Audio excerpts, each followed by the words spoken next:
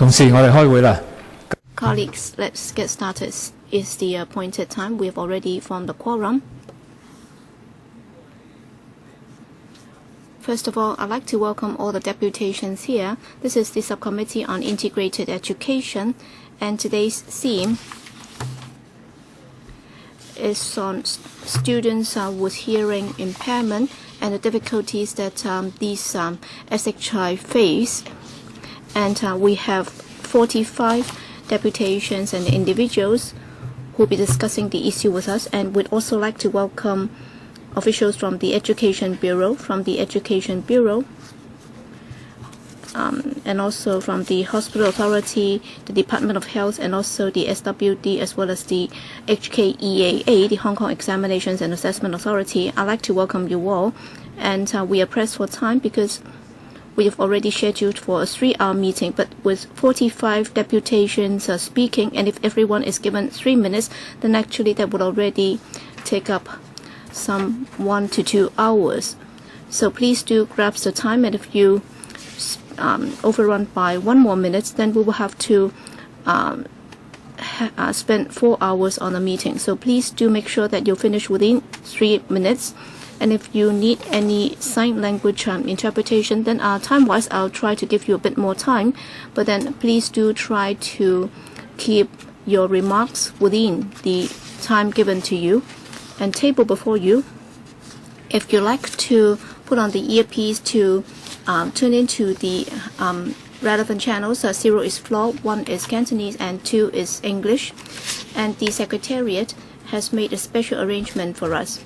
Other than those of you who are here, who will enjoy or who will be able to have sign language interpretation, and on our website with the live broadcast, we will also have sign language interpretation. And therefore, if you click into live broadcast of the meeting on your notebook computer, then you'll be able to see the sign language interpretation.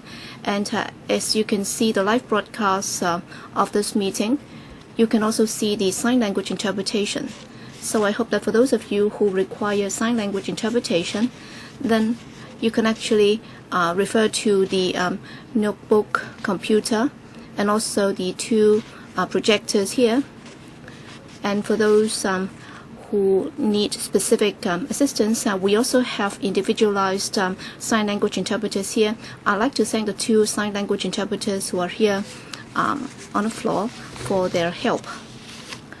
And also, a general reminder that is, your remarks will not be covered by the Electoral Powers and Privileges Ordinance, and therefore you will have to be responsible for your own remarks.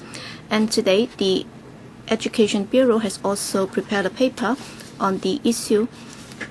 So it sets out the existing policies, and therefore I'd like to give a little time to the Education Bureau to walk us through the paper, but then please be brief and concise because we are indeed pressed for time. Yes, Mr. Young. Thank you, Chairman. I'm glad to see so many deputations here.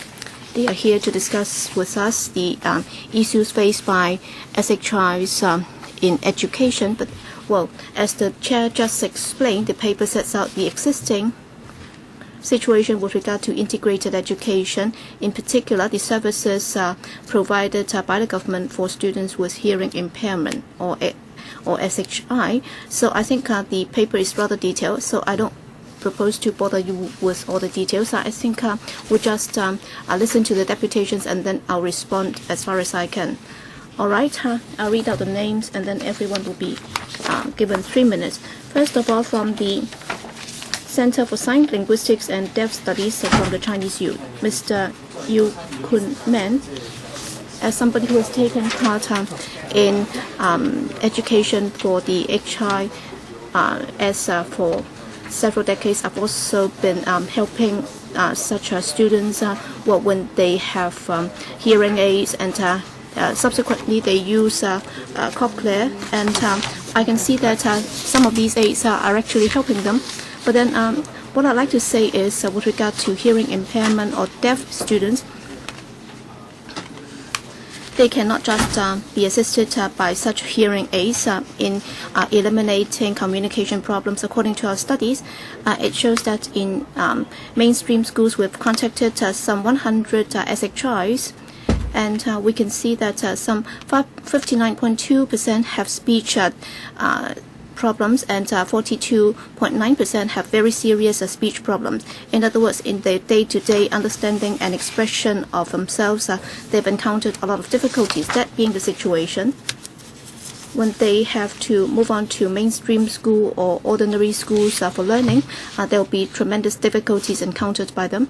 And in fact, we have also encountered students without cochlear, or they do not have any nerve, and they might not be suitable for surgical operation for implants, and they would very much like to go into ordinary schools, but then without sign language assistance, they will find it very difficult to adapt to the environment, and they will not be able to enjoy the benefits of integrated education or the opportunities that can be afforded by integrated education. I really hope that the administration will think about this seriously.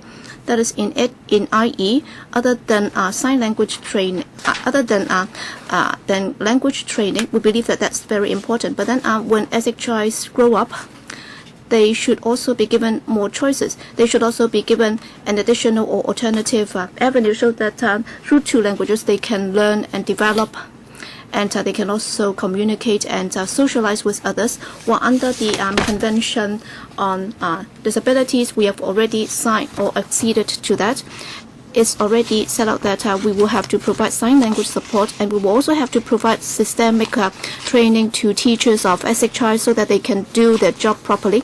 And under the convention, it's also said that, well, for providers of education services, they would also have to have the proper communication medium, for example, sign linguistics or sign language, in order to help SHIs to acquire language. In fact, that could also be in different forms instead of just adopting a monotonic approach, so that that could also help students with various needs to adapt. And since 2006, the Chinese U has already started this sign language and ordinary language education program, and we have sign language teachers and ordinary language teachers to teach them, and very good progress has been made. And I hope that the administration will also make reference to such developments overseas in order to help these students. Thank you. Next, Professor Tang.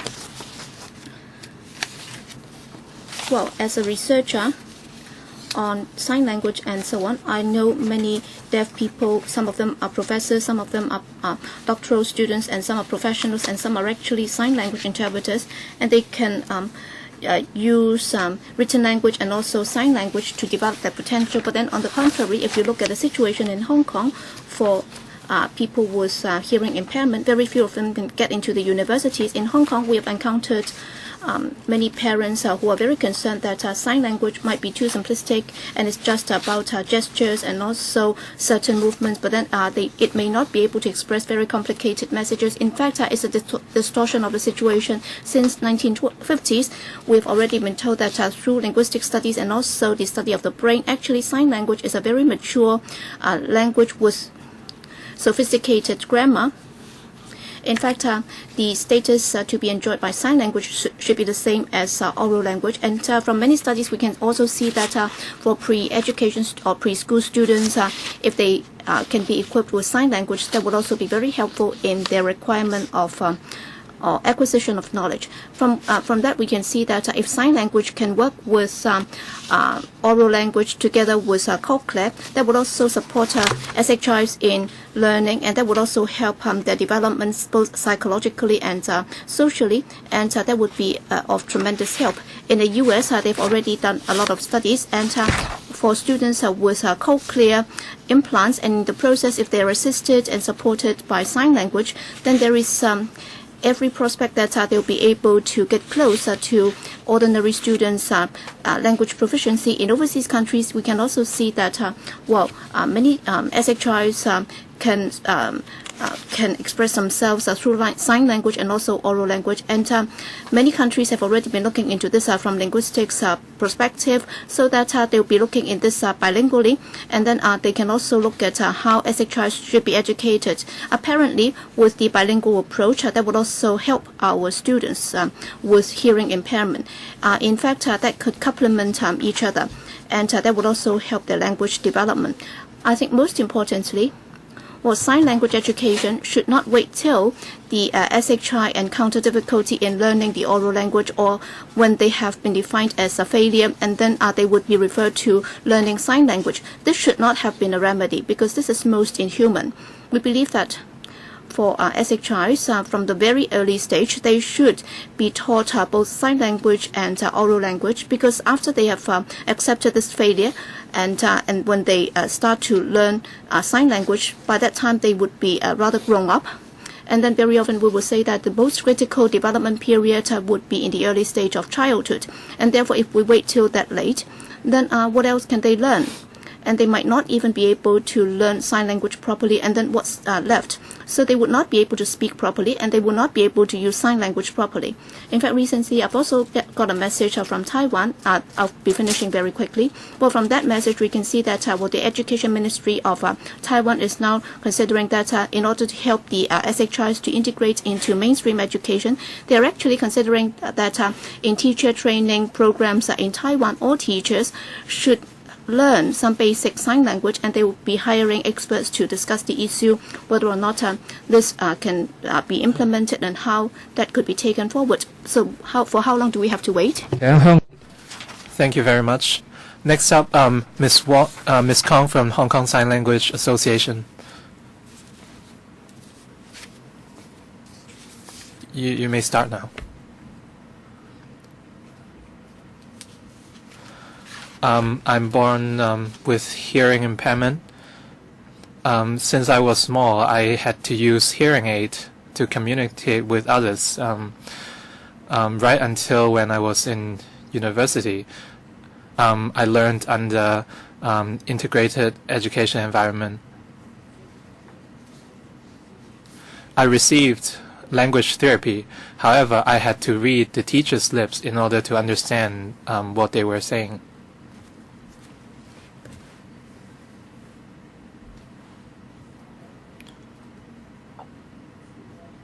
However, in terms of language therapy,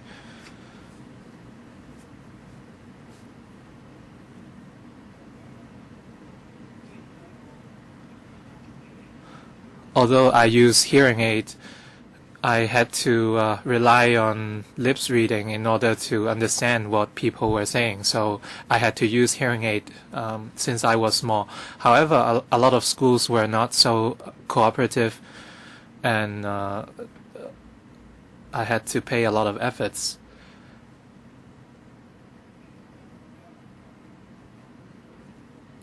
In terms of integrated education policy, I think the resources are not allocated in a flexible manner.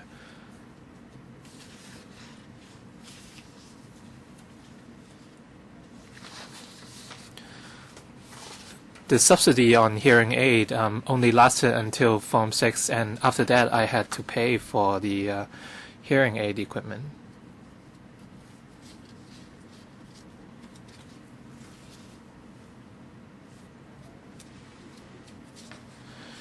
And government subsidized hearing aid are given based on a tender basis, and I had the experience that the hearing aid stopped working after just one day, and I had to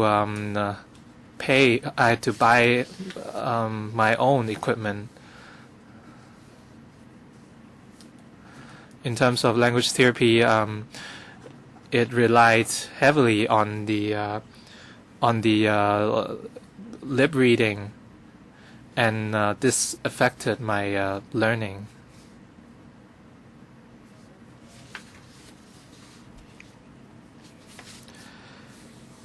And language therapists hired by among the government are not very consistent in terms of quality. So at the end, my parents had to pay for private language therapists to provide service for me.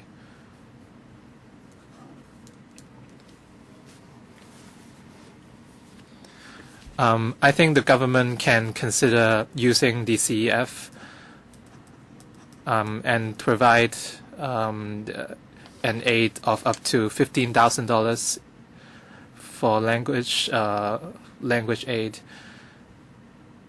and hearing aid. In terms of eligibility of application for students, the government can take reference from MTRC. I think it's about time you wrap up. Thank you very much. Next, Mr. Chen Kwok-kyun from Hong Kong Professional Teachers Union. We have submitted a paper on the issue, so I will only go through the topic briefly. In promoting integrated education, I have some comments on support for students with hearing impairment. Generally, it's thought that students with HI are easier to be integrated into mainstream education. Right now, Hong Kong has one school for the hearing impaired.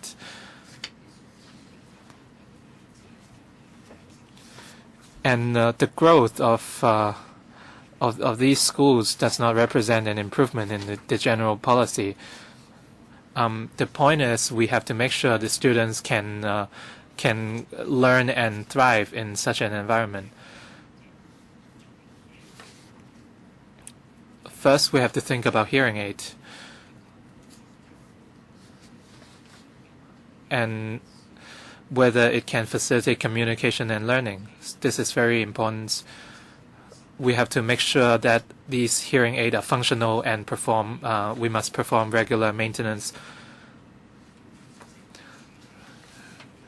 Right now, the government is outsourcing maintenance work for hearing aid, and this system is very inflexible.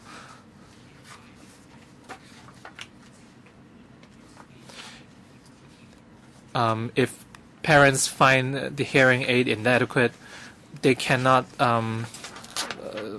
use money from their own pocket to use better equipment, and the equipment is very expensive, and the maintenance fees are not affordable by most parents. This has been discussed in LegCo before. I think the government, I hope the government can pay better attention. And second, we have to have better allocation of resources.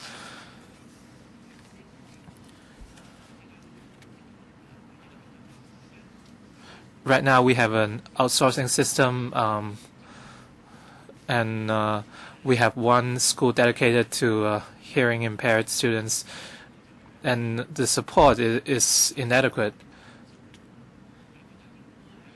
And in drawing up a framework for integrated education,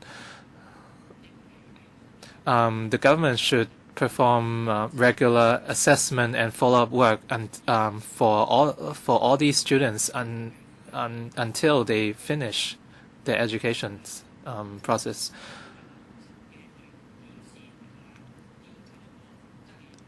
The government should review and establish a framework for integrated education so that each of these students can really can actually benefit. Thank you. Next up, Dr. WONG Chi-tak. I'm a parent of a student with HI, and I fully support the idea of integrated education. I think it's in the best interest of the students for them to learn together with ordinary students. However, right now the support services are not very complete. Students with HI, they have different physical structures as not ordinary students, but everyone is different. Take my daughter as an example. She does not have a cochlea when she was born, and And this is a very good example of to illustrate the need for sign language services. If we use a very singular approach, and treat them just as everybody else, this is not a suitable solution. And for me to understand the needs of different students with special learning needs, it's not an easy job for me. And there isn't a lot of training support for teachers. So to implement integrated education, a lot of resources are needed, and effective solutions are needed. Right now, my daughter is participating in a sign language scheme, which is also participated by teachers.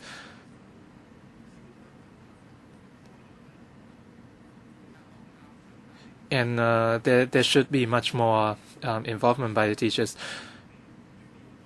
And if they understand more about sign language culture, healthy students without hearing impairment would also benefit, and they can pass this on to their friends and family. This is a win-win solution for schools and also the society.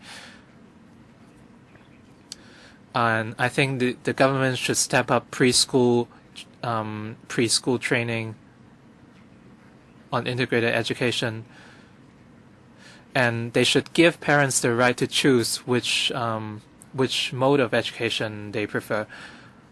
There should be more promotion in the society, more training for teachers, the right of a choice for students. We have a long way to go, and we are walking the path hand in hand with students.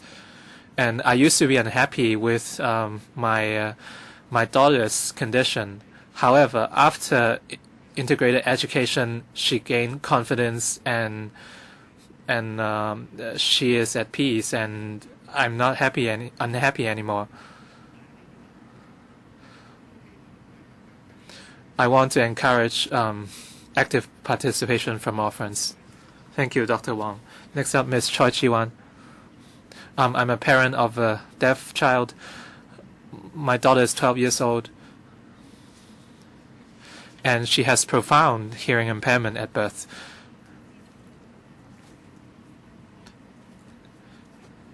And she could not hear sounds under 150 decibels. And learning sign language is her best way out. Right now, Hong Kong only has one school for HI students left. However, luckily my daughter took part in Dr. Tang's program for HI students, and during classes you can see that they behave exactly the same as ordinary students. And the classes, sign language teachers present in each lesson, and if the students cannot understand anything, other students can explain to them in sign language, and this has done a world of good to my daughter. And this kind of training would empower people to understand what to do towards HI students. And some students would approach my daughter and ask her in sign language about their homeworks. My daughter also takes part in a lot of activities. She dances. She took part in a lot of dance festivals and won awards. The school is very supportive for deaf children. And in this school, you can really experience what is meant by integrated education, and the children will not feel ashamed or inadequate. On the other hand, however, if you look at other schools implementing integrated education, they are just distributing students with special needs in different classes, and they have not performed specific training for these students. and each school only has 1 or 2 students with HI, and it's hard for the school to understand what their needs are, and it's hard for them to know how they can approach in terms of teaching. And they lack training in caring for these students with HI, and it's difficult to facilitate an integrated learning education environment.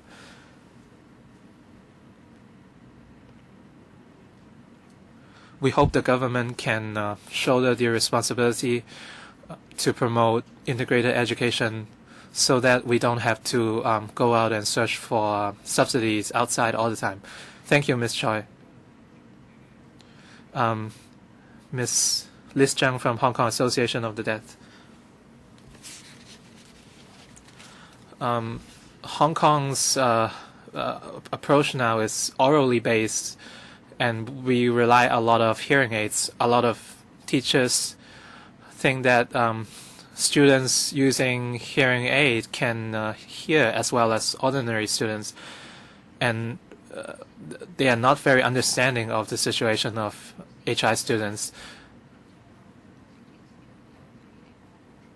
And these services are not very beneficial to some, helpful to some students, and they are forced to learn in an environment with ordinary students. And a lot of friends with HI, when they think about their school lives, they had to rely on lips reading, and their learning progress stagnated as a result.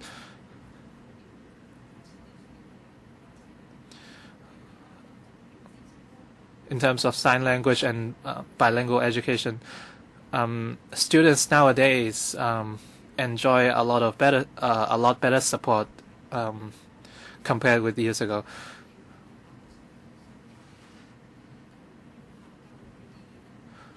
The spirit of integrated education is to integrate these students with special needs into the mainstream society. And for students with HI, apart from learning difficulties, they have a lot of limitations on their school lives, and they might not understand a lot of words. So it's difficult for them to integrate into mainstream school life. The association believes that the administration should offer bilingual learning for SHIs, so that they can also learn sign language, and then that would also help them study more effectively. And also the class environment is also very important. We urge that the administration should provide more training for teachers, because teachers would also have to learn sign language, like what is happening in Taiwan. And then for other students, they should also learn sign language, because that would also help the SHIs, so that they can integrate into campus life. And also facilities in the campus would also have to be improved. For example, there should also be signs and also installations and also images to tell them what's happening and also where certain things are located. And also, for example, when the bell rings for the change of class and when school's offer, there should also be lights or flashlights, so that there can be barrier-free school environment for them to study. Next, we have a Silence Limited, Ms. Maggie Mann. Well, in terms of early identification, I think SHIs have been rather fortunate, because most of them have been identified at a very early age. But then, even if they have been identified early, but then have they been fully understood? I think there has been a lot of misgivings and misunderstanding, and very often they have been mistreated. Actually, many would think that as soon as they have put on hearing aids, it's like us putting on glasses, then we'll be able to see very clearly. In fact, the situation is far from that. In fact, very often they will have to read lips before they can guess what is happening, what you're saying and so on. So it's really very unreliable. Well, just imagine if you go back home and switch off your the volume on your TV set. So will you be able to understand what's going on? And also teachers are moving around in a class. So will students be able to read their lips properly? And very often they will be having their back facing the students, and they will be writing on the blackboards. And therefore, a lot of students have told us that a lot of time has been wasted on such problems. Well, how come? It looks like that this is a need that we only identified recently. How come our teachers, our society still do not quite understand their needs? What's the problem? Is it that in terms of public education and teacher training, we do need to work a lot harder in order to improve the situation? So this is really mind-boggling, because it's not something that is new, or that is the problem has not just arisen recently. But then how come for so many years we still have so much misunderstanding about them? For example, for sign language, like some have said, well, for hearing aid, well, it's not really very helpful to some children. We believe that this is a basic right. Well, we have already acceded to the UN Convention on the Rights of the Disabled, and we have already promised that for SHI's education will be providing sign language training, and they should also enjoy equal education opportunities, so that these students and their parents should have their choice. So it's not doing this on compassionate grounds. We're not doing this out of sympathy. In fact, education is a basic human right, and then it's not just about placing them in schools, allowing them to spend a few hours at school, and then that's it. Well, have you ever asked them what they have learned, and what's the message that they've got? Are they able to learn in this environment?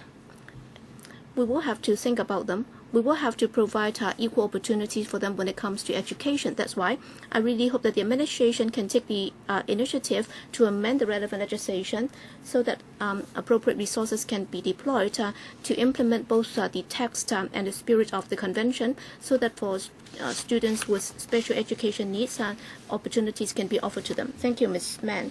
Next, Mr. Makayu. I'd like to share my own experience with you. I am profoundly hearing impaired, and I've been studying in mainstream schools, and well, even for students with no learning difficulties, they've also encountered difficulties. Well, teachers would ask me if I needed special help. Well, very often people have misunderstanding about SHI. They think that with hearing aid we will enjoy normal hearing as other students. And then when teachers ask me, do you have any problems in class, I would say that, well, sometimes I have difficulties hearing what you said.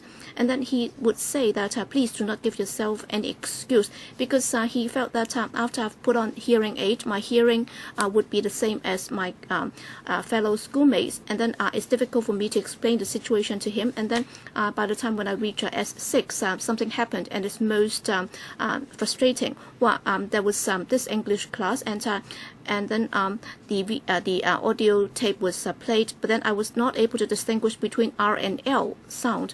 And then when I tried to give an answer, and then he would just read out that syllable very profoundly, and then he was doing this in such an exaggerated manner. Well, there was more than 20 classmates in the class, and they were all watching me, and some actually couldn't help giggling. And in their eyes, I was almost like a freak, and I couldn't help it, and I cried for almost an hour or two. And after that class, it was a music class, and then the teacher saw that I was crying so seriously, and he asked me what's happening, and I was not able to say anything. And then he just patted on my shoulder, and he asked my fellow students or classmates what happened, and then they told him what had happened. And then after school, I told my mom what happened, and then she immediately called up the education department official, but then the inspector said that nothing could be done about it, because the department was not supposed to interfere with the operation of the school. And I was told that well, I would be taught how to do the pronunciation, and then nothing would follow. And then many people would think that for people with hearing impairment, so long as they put on the hearing aid, is okay. Well, if the room is not too large or too big, then maybe it's okay. But then in a classroom, it's not a quiet place, because students would be talking to one another. There would be noises from papers and tables and chairs, and all these would constitute interference, and that would also cause a lot of nuisance to our hearing aid. And if we have not had very good sleep the night before, then we would find it difficult to listen to what's being said. Well, you might say that you might think that we are able to hear or listen, but then we will have to read lips. But then sometimes there might be misunderstanding, in particular when you're learning new things. Well, for things that we do not have a concept about, then it's difficult for us to understand what the teacher is saying. And therefore, according to our experience, integrated education does not provide adequate support for SHIs, and many teachers do not understand our need. And very often, if we missed out anything, and if we got it wrong, then sometimes we do not know what's happening. And then if teachers have not been properly trained on how they could help SHIs, all right, in some cases, if I'm fortunate enough, then the teacher might be able to understand, but then a year later I'll have to adapt to the new environment with new teachers coming on. Thank you. Next, Ms. Lee Lei, to help SHIs in integrated education.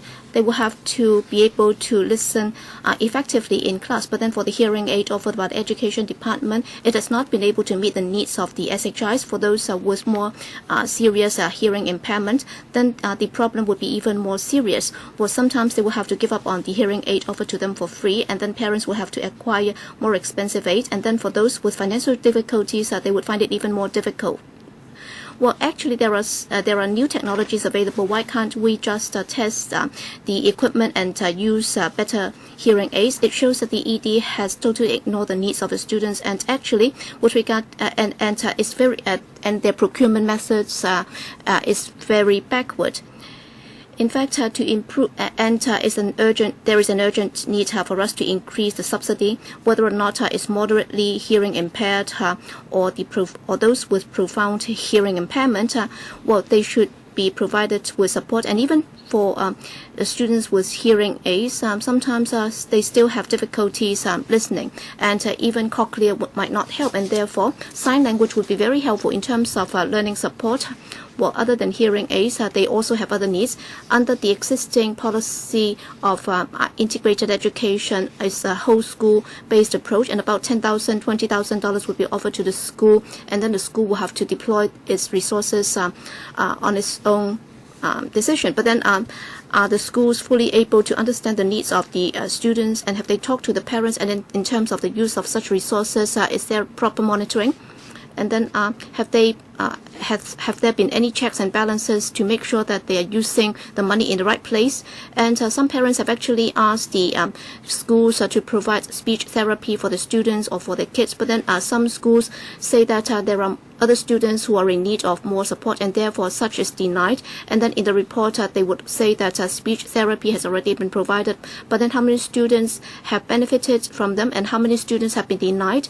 And for the children and also the parents, well, they don't even have the courage to fight for such assistance from the schools, because they don't want to be labeled and stigmatized. Schools are actually providing some after-school care for them. Well, that would last for about 3 hours every day, but then they would already be spending 7-8 hours at school already, and they have no idea as to what's going on. So with 3 hours a week as after-school care, would that help? Well, we have to enhance the quality of the hearing aid. We will also have to provide sufficient teacher training, and for the SHIs, they should also be taught sign language. These are effective ways to help them. We hope that the administration will take the initiative to amend the legislation so that more resources can be deployed to implement both the spirit and the text of the convention, so that for SHIs and also SEN, they can be provided with proper education. Next, Ms. Candy Ling. Good afternoon. Just now, I heard the other speakers sharing their experience. I am a little emotional now, because very often, in terms of the sensitivity of teachers, that would play a very major role in how the students learn and whether or not they will be able to have enjoyable and happy school life. In fact, other than learning, their own health and also happiness would also be very important. According to a Lancet report in 2012, they've actually read the data from 1990 and 2002. Sorry, please speak to the microphone. Sorry, am I coming through? All right. In 2012, Lancet published a report, and they analyzed the situation from 1990 to 2012. And from this, we can see that for SEN and also students with disabilities, including hearing impairment and also visual impairment and so on, well, in terms of the torture that they sustained when compared to their able-bodied counterparts, it's 3.4 times more. So this is really a very appalling figure. And this would also cover physical abuse, and is 3.56 times more than ordinary students. And in terms of sexual harassment, is 2.88 times. And then for other forms of abuse and torture, that's 3.68 times more. So under these circumstances, this is really something that warrant our attention. The reason why some of these SEN and also SHI are subjected to such treatment, how come the ratio is so high? Well, there are several risk factors in terms of their poor communication power and skills, and also in terms of reception of messages, and also with regard to their personal safety, and also prevention of abuse and so on. Their ability is limited. That's why for students with disabilities, we might have some negative view, and we might also have some misunderstanding, and also we might not fully understand their development needs. That's why for students with disabilities, they would be more likely to be maltreated. So are these isolated incidents, or are these limited to some individuals? In fact, from many studies, we can see that there are systemic problems. That's because very often for teachers and also students with special education needs, if there is an if the power is unequal, then there might be problems. Actually, I'd like to share with you some of the recommendations in this report. There should be stepped up monitoring, and there should also be a proper reporting procedure in order to protect these students, and also to protect the whistleblowers. And also, we should also educate the teachers. It's not just about knowledge transmission. We will also have to make sure that they are more alert to this, and they should also be more caring. Thank you. Association for the Rights of Hearing Impaired Students, Mrs. Yu. I represent the parents of the Association of the Rights of Hearing Impaired Students. HI students are often ignored by the society. Each of them has a different level of hearing impairment, so the progress of their language developments are different. So as a result, we need to have the right equipment for them in order to aid their learning progress, so that they can hear well and learn well. Right now, there is a fund among secondary and primary schools. We have FM systems, and the FM systems can help them hear clearly at a close distance. However, there is no current subsidy for FM systems. For child support centers, in the early stages, the government provided support, but it's not there anymore. We hope the government can introduce subsidies for FM systems for young children. And also, the current hearing aids provided by the government are not satisfactory in quality. And oftentimes, parents have to use their own money to hire better quality hearing aid in order to not to compromise the learning quality of their students. And we urge the government not to throw away public money. And the current policy is very inflexible, and we have no more time to wait, and our students have no more time to wait.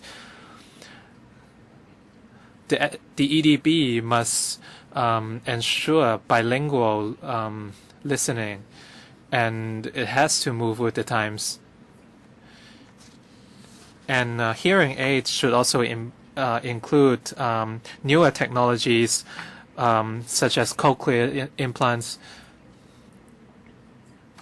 And with the right hearing aid, having the right hearing aid is a basic right for all HI students.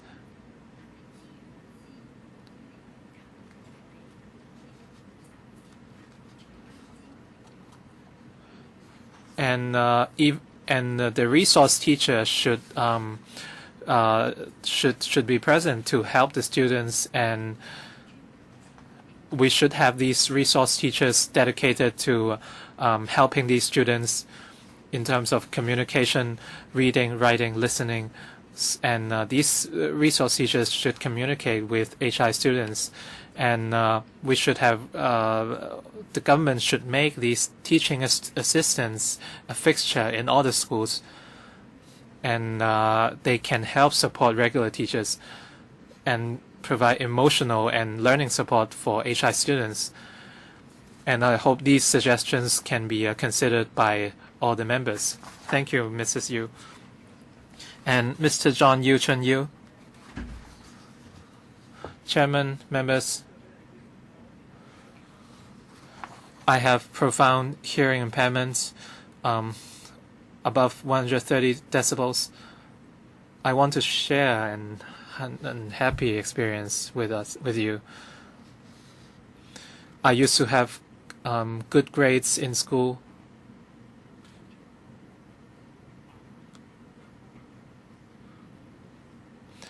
And I studied accounting at Ivy. And however, the teachers spoke very fast and in Chinese and English, and I didn't know what the teacher was talking about.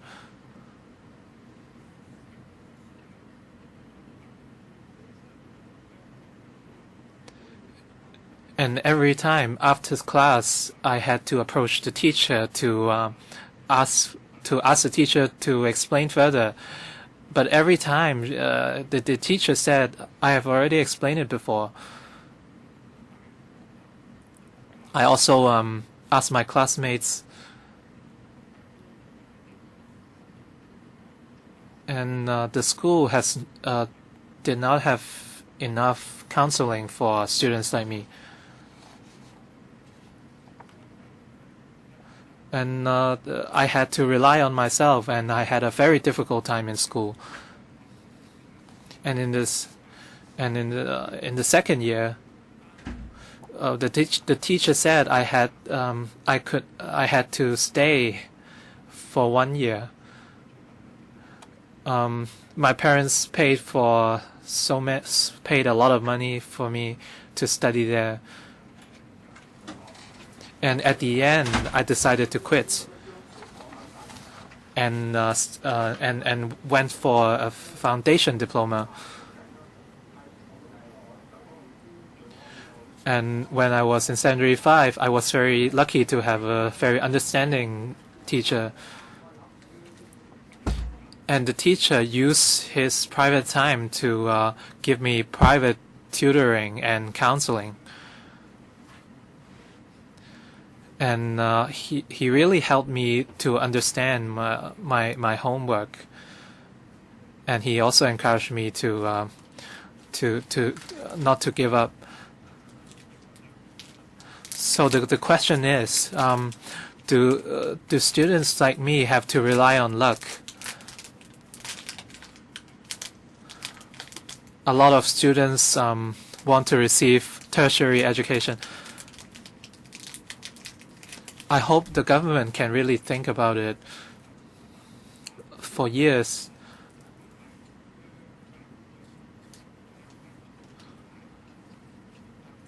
what has the government done and in terms of policy to support these students? Thank you, Mr. Yu. Are you studying now? No. After what did you study in the tertiary institute? Accounting. I study accounting. Thank you. Ms. Ho Chen. Thank you, Chairman, for reviewing the integrated education policies. After listening to Mr. Yu's story, he quit because of inadequate support. I'm very worried that my children would face the same fate. Right now, we have a lot of parents of HI students. They are very concerned about resources allocation policy. These are all issues I'm concerned about. However, today, I want to talk about something else, and it's cochlear implant surgeries for cochlear implants for profound HI students. And EDB does not have enough support, and I think this is very problematic. And deaf and dumb students, they are not the only children with special education needs. One in every 600 babies born in Hong Kong have different levels of hearing impairment. And before 6 years old, it's the golden period for learning and development. I have a tape with me. A kid received cochlear implant when the kid was 2 years old. Do you want me to play the tape? Yes, you can play the recording.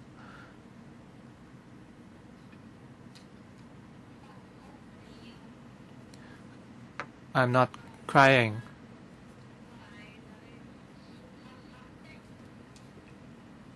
Smiling in my mother's cuddle.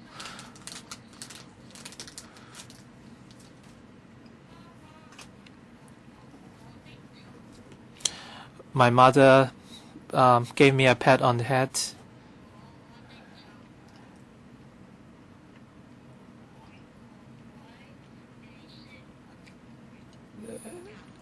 She said very gently. I asked him I taught him how to say petted, but he could not pronounce it properly. And now this kid is in primary 3. And this is the result of the cochlear implant surgery.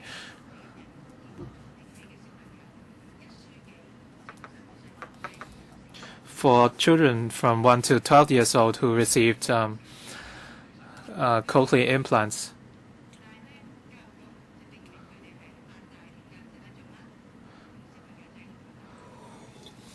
the EDB classified them as hearing impaired children, and the EDB is still using, has not updated its policy since the 1980s.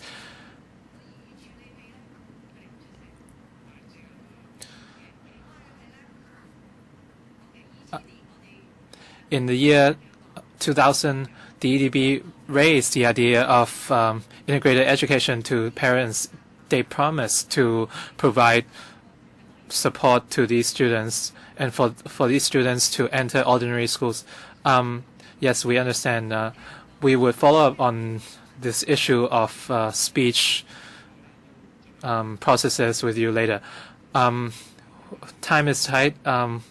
Let's give members some time to follow up on this issue. Thank you. Soon May Speech and Hearing Center, Mrs. Bessie Pang. Thank you, Chairman.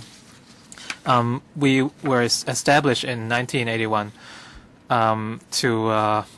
we launched a territory-wide integrated education program, and for over 30 years we see that and giving support to children from 0 to 6 years old is the best way for them to integrate into ordinary schools. And we we provided hearing aid and language speech therapy for these students, for these kids. And for students who have received training for 2 years or more, over 90% can be successfully integrated into mainstream schools, and 27 of them are studying or have graduated from tertiary institutes. We have conducted a survey on students with hearing impairment, and the results show that 100% of students realize that HI students have hearing problems, and most of them realize that they would allow HI students to take part in different activities or competitions.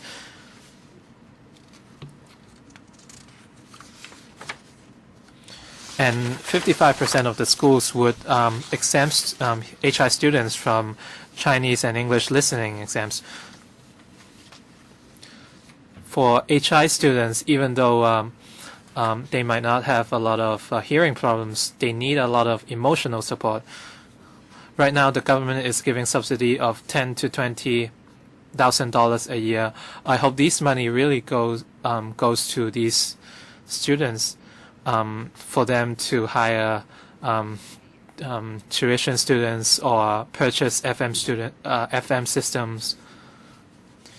If we are to implement integrated education successfully, the government should conduct comprehensive screening on these students as early as possible, and to determine whether to direct them to ordinary schools or special schools. The government should access how to maximize benefits for students.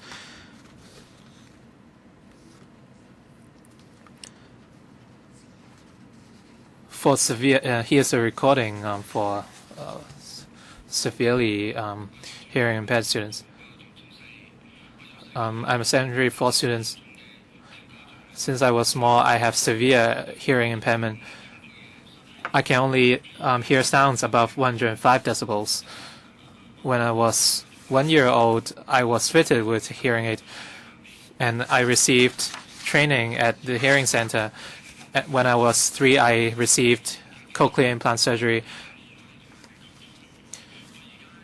Right now, I can communicate easily with others, and I'm studying very happily in secondary school now.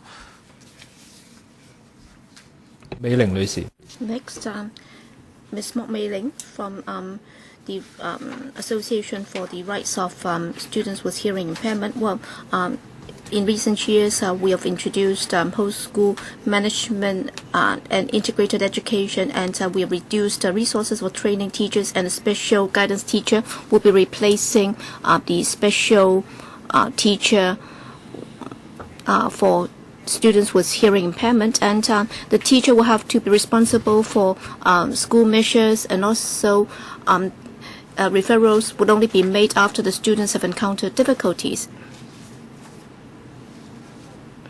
And there is a division of labor, and only where students have experienced difficulties would such referrals be made. Well, it might sound very good, but then they do not have adequate time to understand the individual cases. And as this special teacher is a generalist, they might not know the specific needs of SHIs, and as a result, very often they would tend to neglect the problems encountered by the students, and they would not be able to follow up on their difficulties.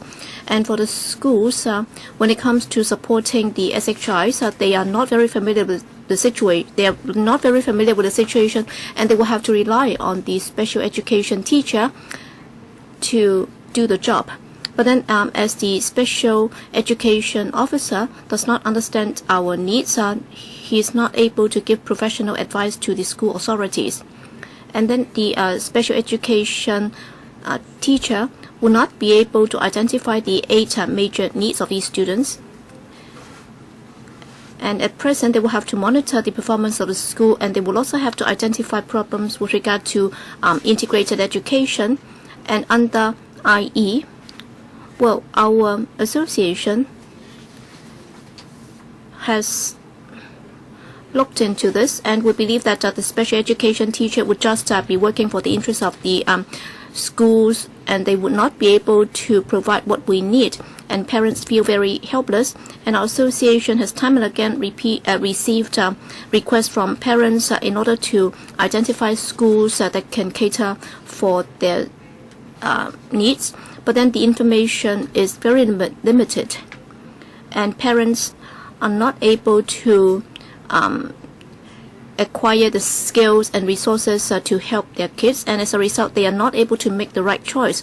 Alright, at present schools have adopted this school-based approach. We ask that they should engage managers with relevant professional qualifications and experience, and they will have to know the needs of the SHIs, and they will have to take care of the specific needs of these students individually, and special plans will have to be prepared, for example IEP, so that there can be case management. And from kindergarten to primary to secondary to post-secondary education, they will take on board our views. I hope that the Bureau will respond to our request. Thank you. Next, we have Ms. Ms. Yip Miu Ling, who is representing the cochlear implant concern group.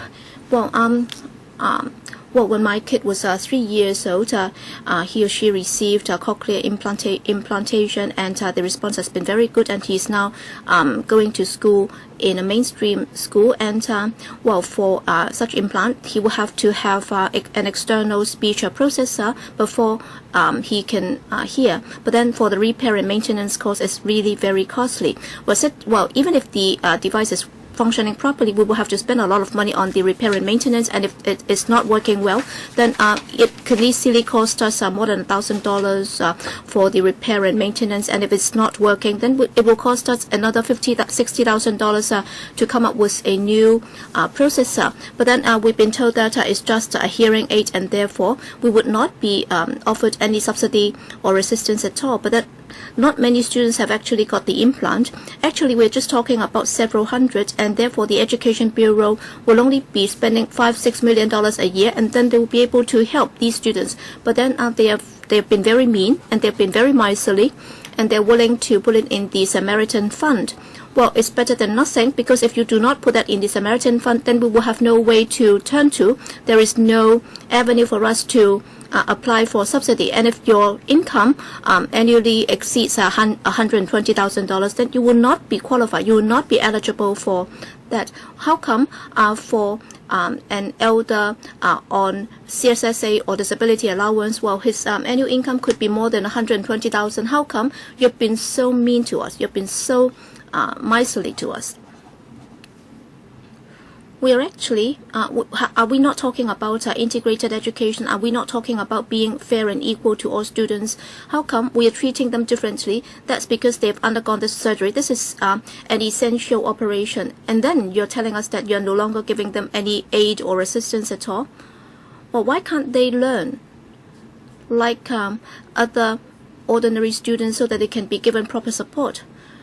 Well, after every 3 years, they will have to replace their device, and there would also be proper maintenance and repair for them. How come we are not given any support at all? That's because we have to undergo the operation or the surgery, and then you say that this is just medical aid. Is it that they do not have to listen? Is it that they do not have to have the hearing aid in order to help them learn?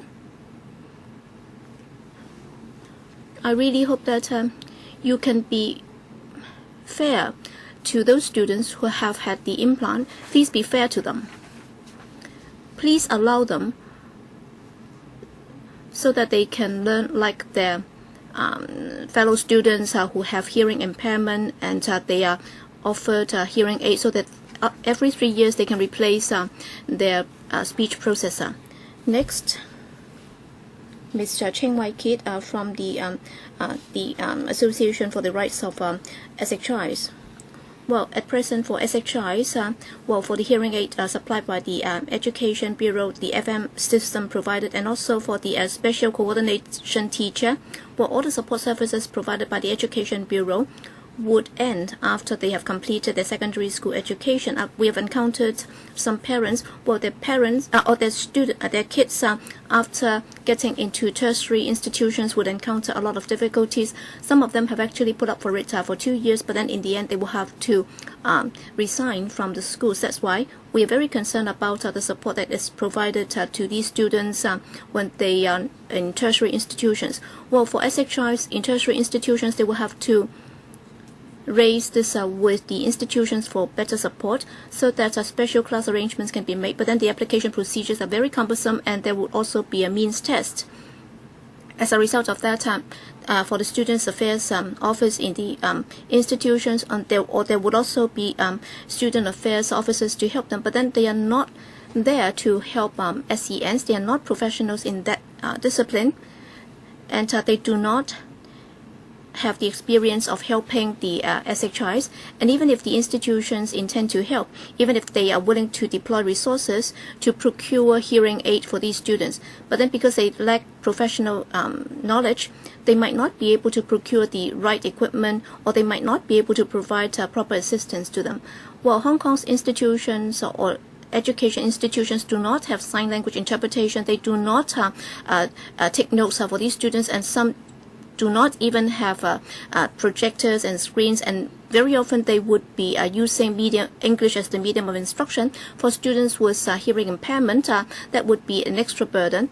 Because of these reasons, very often they are not properly supported, and as a result, their performance would be greatly hampered, and their progress would be seriously lagging behind. And for students with special education needs, they also have to go into tertiary institutions, and therefore we have to provide more support for them, and that should be extended to post-secondary institutions, including the provision of FM systems and also hearing aid, sign language interpretation, and also note-taking service, so that they can meet the different needs of the SHIs.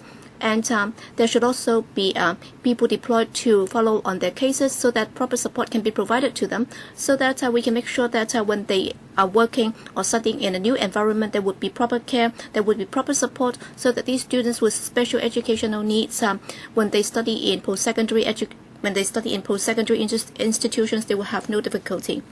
Next, we have Ms. Leung Yin Pen from the Hearing Aid Association. I'm a parent of a student with hearing impairment, and my daughter used to study in public school when she was in primary education, and of course is under integrated education. But then by the time when she reached P4, the school was not able to provide any assistance, and she was seated in a fourth row. And then since 2005, the Education Bureau outsource hearing aid to a private contractor, and that would be done in a form of a tendering exercise, and the contractor would only offer 2 limited models, and they have not been able to meet the different needs of the SHIs. The EB claimed that most students would be able to benefit from these hearing aids. Does that mean that for the minority of the students, if they are not able to benefit from the hearing aid, then they will be left to fend for themselves, and the Bureau does not have any responsibility to help them? And the current tendering arrangement, do you think, is it that they think that is not problematic at all? I think they should review the current tendering arrangement so that parents would be allowed to choose the aid that would suit the needs of their kids, because for those with profound hearing impairment, the hearing aid would be critical, and during their golden stage, they will have to have the proper aid before they can hear effectively, and then that would also ensure that they can learn effectively. Hong Kong is a diversified society, and yet the Education Bureau's policy has not been able to catch up with time, and the hearing aids offered by the Education Bureau have not been able to help our students and children learn effectively. Given the development of technology in these days, there should be aids that can help them, and therefore it's quite an irony. Next, Ms. Choi Ping. Good afternoon, everybody. Well, my daughter is a disabled student, and she's now studying S4 in a mainstream school. But then my daughter, when she communicates with people in her daily life, she'll need to have the hearing aid.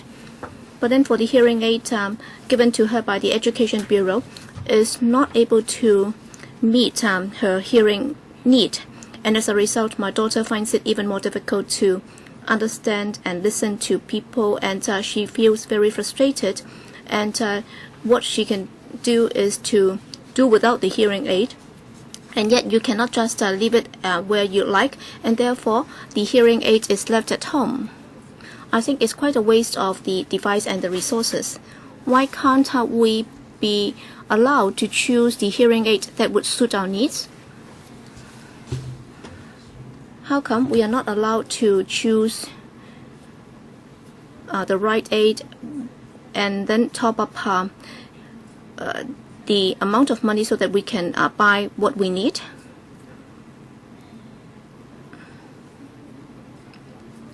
The administration is of the view that, all right, supporting your children is already quite a big boon, and therefore they would not be prepared to do more. They would never understand the psychological needs of our kids. Thank you. Next, Ms. Chen Ko-Yao. I'm the parent of an SHI, and my son's hearing impairment is moderate to moderate serious. And I'd like to say that in terms of resource deployment for these students, have they been able to help these students? Well, taking my son as an example, he's already in secondary school, but then from P1 to P6, he was never given any speech therapy. And throughout the entire class, there were only 2 such students with hearing impairment.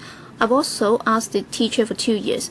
I think he has a need. How come this was denied to him? But then the teacher said he did not have the need.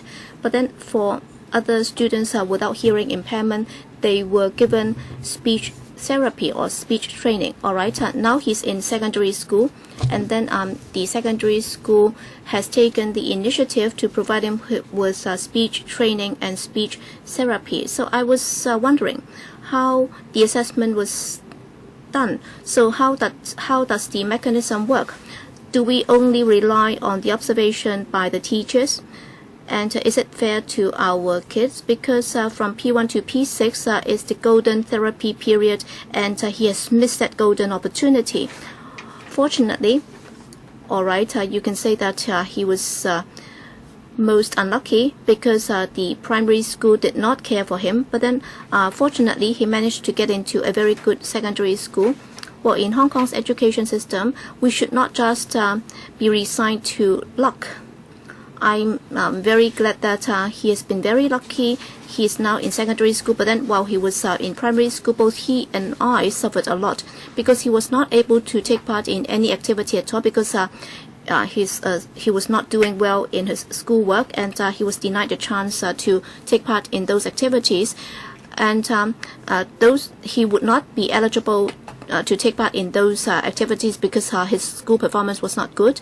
And we would have to support him and rebuild his confidence by engaging him in other extracurricular activities. I think the most important thing for him is to be able to grow up happily. I think this is what a mum would like to see most.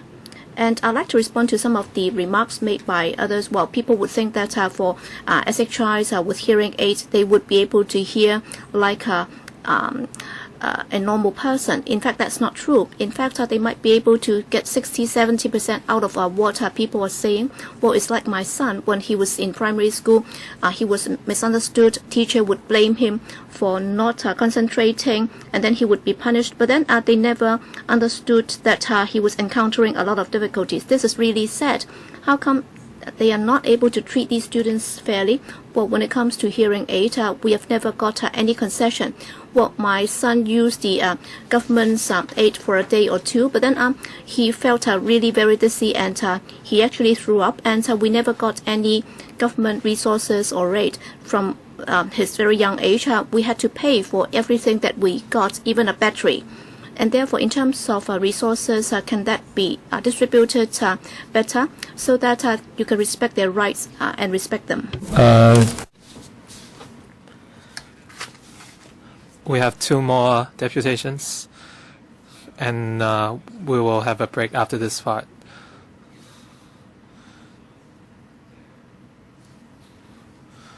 I want to complete these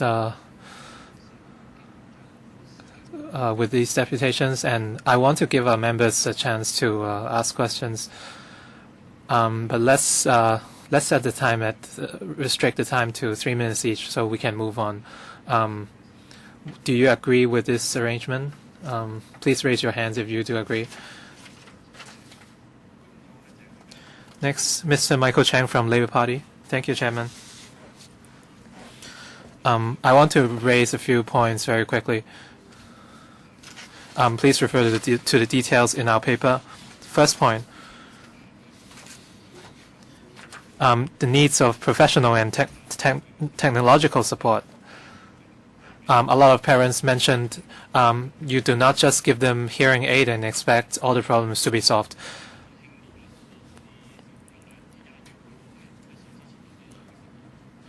Right now sometimes we can identify children with slight HI very early, maybe as early as 1 year old, but we have to provide enough support for them and not just give them hearing aid. And second is social difficulties and bullying.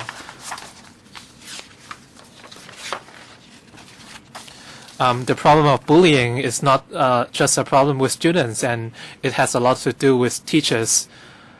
It depends on how understanding the teachers are towards HI students, and this is something we have to look at.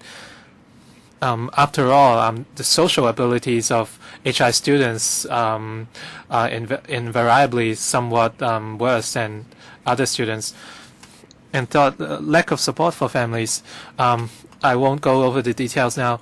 I just want to ask the government, do you feel the pressure faced by families and parents? The parents will only talk about the problems their children face. They won't talk about their own problems. I hope this. I think this is something the government should solve.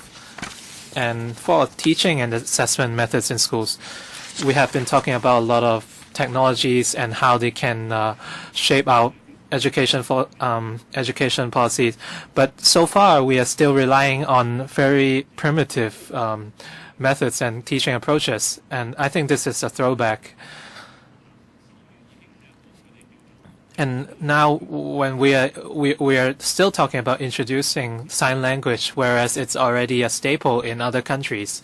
They are treated, sign language is treated as a foreign language in a lot of overseas schools. And they are already running bilingual sign language systems. And this is not just to help HI students. And fifth is lack of research. This goes without saying. This is much needed. The secretary said that the government showed us the responsibility, but I have been thinking, what is the government actually doing? Undersecretary and a lot of previous administrations have already wasted a lot of time for us and for the students.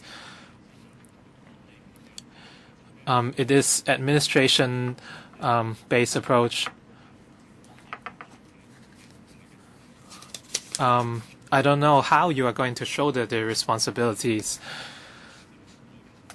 You are not thinking about how to innovate the entire education approach. I think this is not the spirit of integrated education. Thank you. Ms. Rebecca Chan from Hong Kong Parents Association for the Hearing Impaired.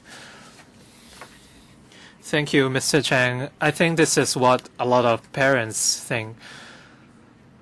My child is in primary 1. He's studying in an ordinary school. And for a lot of students with kids freshly diagnosed with hearing problems, a lot of the times these parents are thrown around and they're directed to different checks, assessment centers, and they are promised follow-up work. And at that moment, as a parent of HI students, we feel very helpless. First, we have to accept the fact that our kids have hearing impairment, and we are unsure how long we have to wait, what we have to do next. We feel very lost, and we are very desperate too, and we don't know who to ask for help. We need more directions and guidelines. Can the authorities give us more concrete guidelines, what we should do next, which departments we should approach? Is it SWD, hospital authority? Should we schedule checks, etc.? We are given hearing aid, but if we don't have enough support, it's still useless. As we mentioned, kids have a golden period for learning, and we don't want to miss it. Right now, we only have a few hearing aid learning centers. It's very painful for us to travel a long way to reach those centers. For new immigrants, they don't know where to seek for support. Right now, my kid is in mainstream school in P1.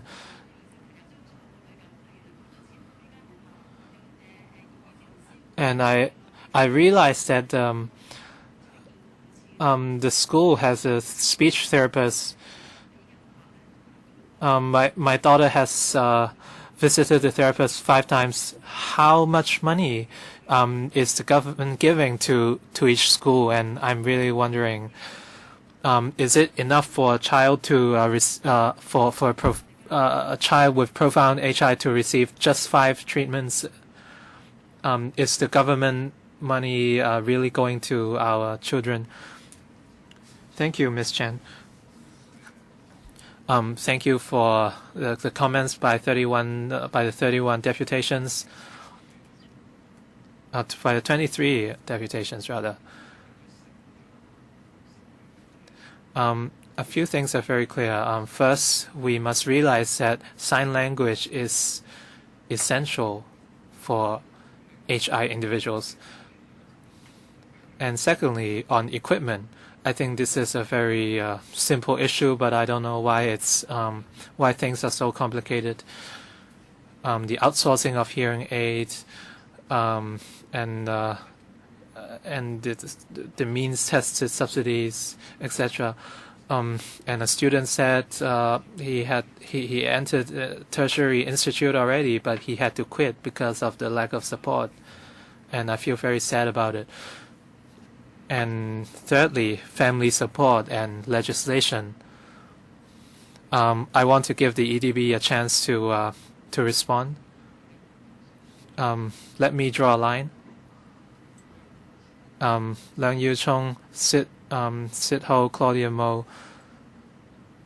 Let me ask the EDB to respond. Chairman, thank you for all the questions. As the chairman said, I hear a lot of very specific questions, and we would consider all these questions.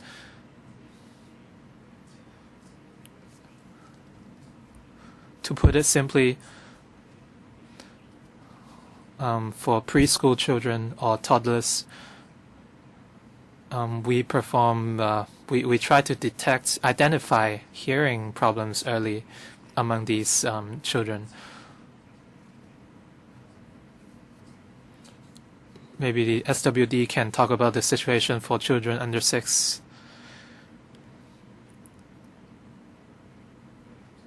And the second question is the effectiveness of promoting integrated education among schools. I heard a lot of very challenging cases, and I've also heard successful cases. Generally, our teachers are improving, and I hope this the improvement can continue. We have heard all your voices. and we will review what we can do to improve. In terms of sign language,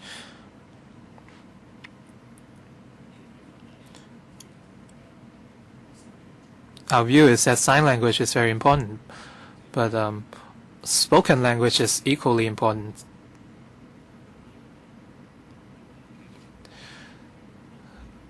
When we consider integrated education or the long-term policy development,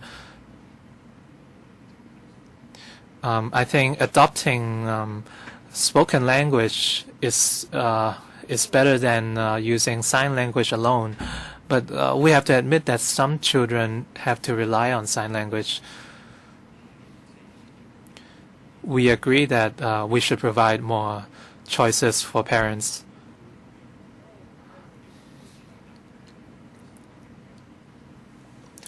I think you're aware that we have a sign language integration scheme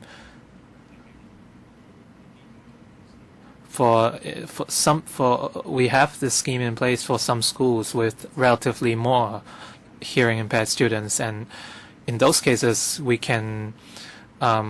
would have more resources to support them. But as we consider whether this can be extended to all schools in Hong Kong, we have to consider the challenges on teachers and students.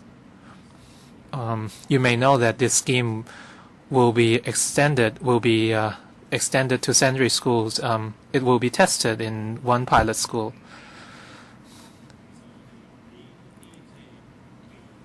On hearing aid,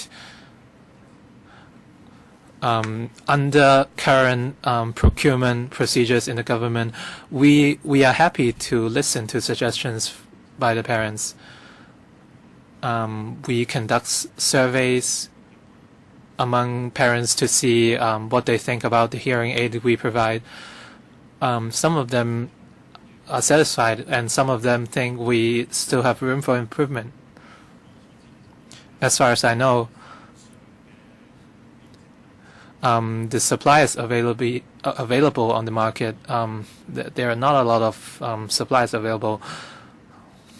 We chose a supplier through tendering, and they provide different options to parents.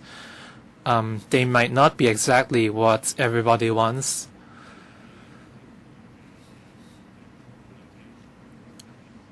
From what we heard from the suppliers, their models are quite similar. Different models have similar functionalities and performances. That said, we are happy to listen to the parents' opinion based on current procurement practices by the government. For cochlear implant, maybe the Department of the Hospital Authority can supplement more.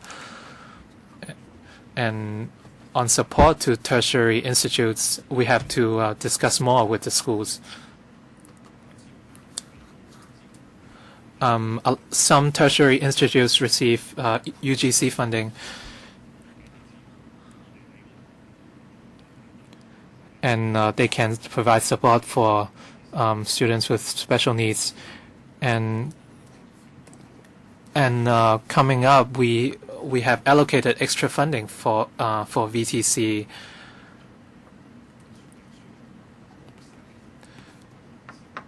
And we can enhance teaching support for students with special needs. I think that's all from me for now.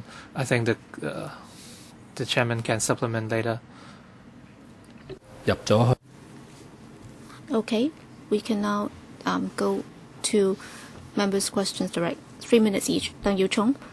Thank you, Chairman. First of all, I'd like to thank all the deputations and parents who are here to share with us the problems that they've encountered. Well, the fact that we have heard so many problems, well, this is not the first time that we have heard it. Actually, we have heard that many times, but then the officials have made certain remarks. I'm sure it's not the first time that you've heard them. You must have heard them many times. But then the thing is, well, the past term of government and this term of government is giving the same answers, and I'm afraid even the next term of government will be giving you very much the same answer. Well, I think you're here for an outcome. You're here for something concrete, and yet for so many years you have not been able to get something concrete out of them.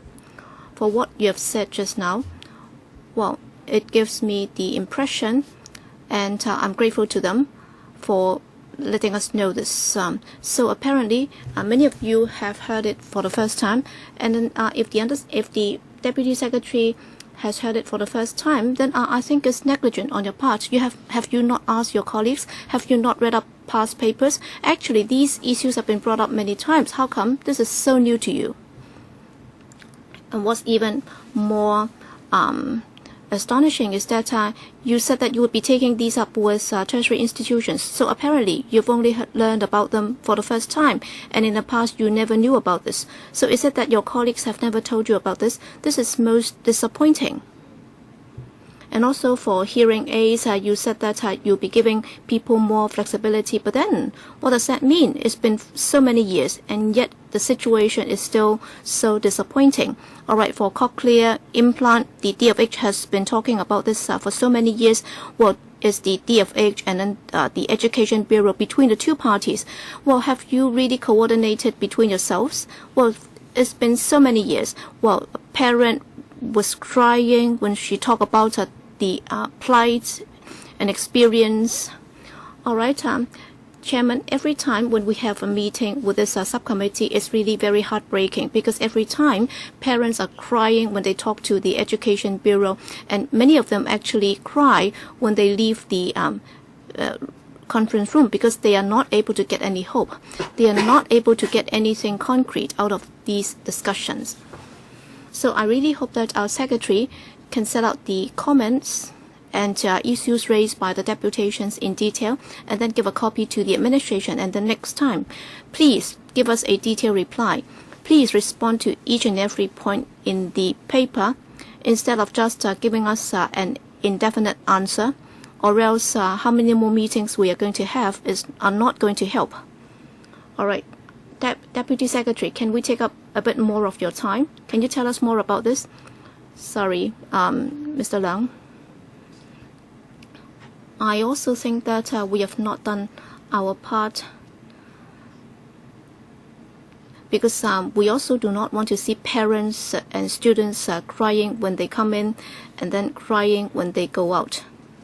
But then we are just trying to let everybody see what the problems are. This is the forum or platform for them to show those problems, or else the administration would not be prepared to admit that there are these problems. Every time when we have a meeting, the Secretariat would prepare very detailed records. For example, we have also looked at ADHD and also autistic, and also those with emotional difficulties and so on. The Secretariat has always prepared detailed documents setting out all the issues, and the papers have been distributed to members, and they would also be passed on to the Education Bureau, asking them for a response. So please rest assured, this is something that we're going to do. We are not going to stop here.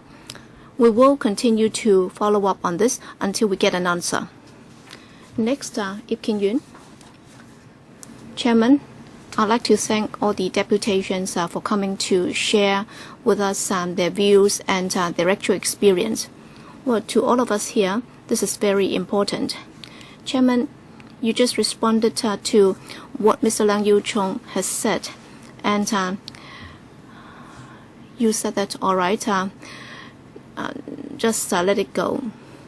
So, have you noticed that you said that, all right, well, let's let it go? No, we cannot just let go of this, because we're talking about special education and integrated education. I think the spirit of the whole thing is to bring hope to people, to give people hope, and therefore hope is very important. We do hope that for every generation of our children, they'll be able to receive education properly. And the spirit of integrated education is that we will use our skills and technology, and we will continue to conduct research, and then we will look into the situation of these students with special education needs. We are accumulating expertise, knowledge, and experience, so that we will be giving them better care than our previous generations, and as a result they'll be able to make a difference. They'll be able to have a better life. Just now the Sun Mei Center representative also broadcast an audio tape, and we were all shocked to hear that for a 1-year-old seriously hearing impaired, but then after a while of training he's able to speak like a normal child. Alright, different children might respond differently, but then if we're able to offer them appropriate help, then many people's lives could change altogether, and they can have really very bright future. Regrettably, our Education Bureau, we hope that it can do a better job. We hope that they would not just be finishing the job, they could do a good job. That's the most important thing. They will have to put their heart on it. They will have to be passionate about their jobs. Well, taking hearing aid as an example, and also cochlear, we have been talking about them for a long time. And in the process, if we are just doing it as a job, then we'll just be giving them out. But then how come they are not able to help our kids? If our objective is to do a good job, then I don't think the situation will be like what we have now. And therefore the Education Bureau will really have to convince us that wherever possible, they'll try to do a good job. So, are we able to listen to the feedback from those working at the front line properly, so that we'll be able to distinguish what the problems are? And then in terms of providing support to them, are there better solutions than what we have now? Well, when it comes to hearing impairment, there is a saying that amongst the different educational needs that these children have, actually hearing impairment is already a relatively easy problem.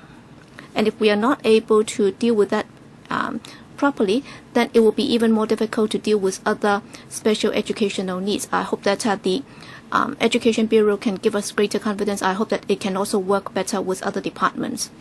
All right, we'll be following up on the issue of hearing aid. What Ip Kin Yun, just now I was saying that we should let go of it. Well, that's because I thought that there wasn't enough time, and therefore we should just let them off. Well, we will not be giving up on any student. Absolutely not. Yes, Chairman, I agree. We will not be giving up on them. Next, Peter Chung. Chairman, I'll try to give more time to the Education Bureau to respond to my question. I'm of the view that I'll be putting myself in the shoes of the Education Bureau in answering the questions raised by the parents. Thank you, parents, for coming today. All right, for hearing aid, well, if you like it, you can just take it. You can just take what is offered to you, and if you don't like it, I'll give you a subsidy, and then you can top up if you want. And second, on cochlear, well, this is an administration, and then under the administration there are different departments and bureaus, and since you're representing the government, well, for hearing aid, how it's going to be offered to you, then cochlear should also be offered like how hearing aid is offered to you. Would it be good? Certainly, I agree with what the Labour Party representative just said. We might have ignored the pressure encountered by the family as a whole. And today, Mr. Michael Chang brought this up with us. And for people from the SWD, you're also representing the government. And fourthly, just now, we heard that sign language is not just something that people with hearing impairment would have to learn. I would also like to learn it, and nobody ever told me that I could also learn it. Actually, all students and all members of the public should also have this opportunity to acquire sign language. They should have this opportunity to learn it. And next, this is also something raised by Michael Chang from the Labour Party. It's a special education law, because without the legislation, the administration can just wash its hands and sit back and do nothing. All right, it's not that you don't have the money, but then for different departments and organizations, well, actually, they are cheating you out of your money. They are not putting the money where it's most needed. Thank you. you said that you would give them more time. All right, they have 1 minute. Deputy Secretary. Chairman. First, if you say that we have not discharged our duty to help students with special educational needs, I do not subscribe to that view. I do not agree. There is no way that I can immediately say what Peter Chung said, that I can make promises here and now, because there are other considerations and I'll have to act responsibly. And therefore, the only thing that I can promise you is that I've heard your views and I'll convey them to the Bureau and I'll talk to my colleagues to see what we can do. There is no way that I can make promises here and now. With regard to tertiary institutions, just now Mr. Leung also said that tertiary students are encountering difficulties. It's not that we are not aware of them, but then, a student claimed that he had to quit school or quit the institution because of that. Well, I did not ask for any additional resources from the administration. They are forcing people to accept the offer.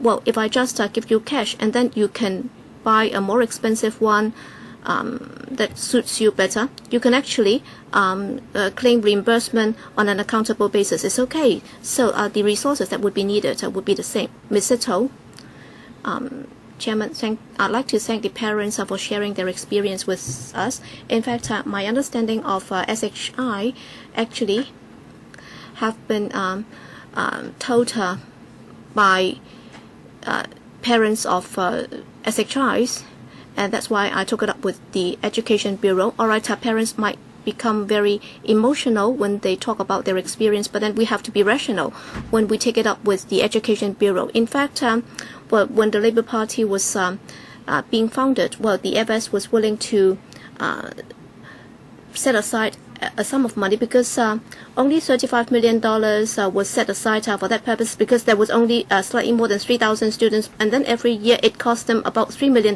If you are able to help some 3,000 students who will be able to learn without any difficulties, then the FS was very forthcoming in promising that.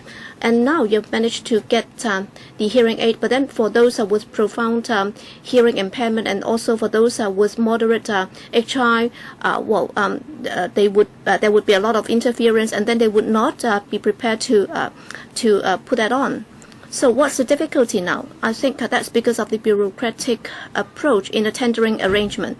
All right, they will have to make sure that public funds are properly used, and that's why they will have to go through the motion in doing this. And as a result, parents who get the hearing aid are not able to help their children. So I'm following up on this point. In fact, you also used to be an administrative officer. So can you review the bureaucratic procedures so that parents will be able to get reimbursement on an accountable basis? If you're concerned that they might not be using the money properly, you can always ask for a receipt. So that can be done on an accountable basis instead of just going for the bureaucratic tendering procedures, and then they'll get a hearing aid that is not able to help the children. Chairman, we will certainly think about this after hearing everyone's comments. The procedures are there. You might think they are bureaucratic, for the tendering process, but we do have procedures in place. So all I can say is that at the moment during the tendering process, we would be able to obtain the best deal. Chairman, can the Undersecretary confirm that? Can he confirm the fact that the hearing aid provided by the government are not useful for students? Chairman, as I said, can I finish? We have been conducting surveys from September 2009 to March this year. I understand that a lot of students hand back their hearing aid because they are not effective.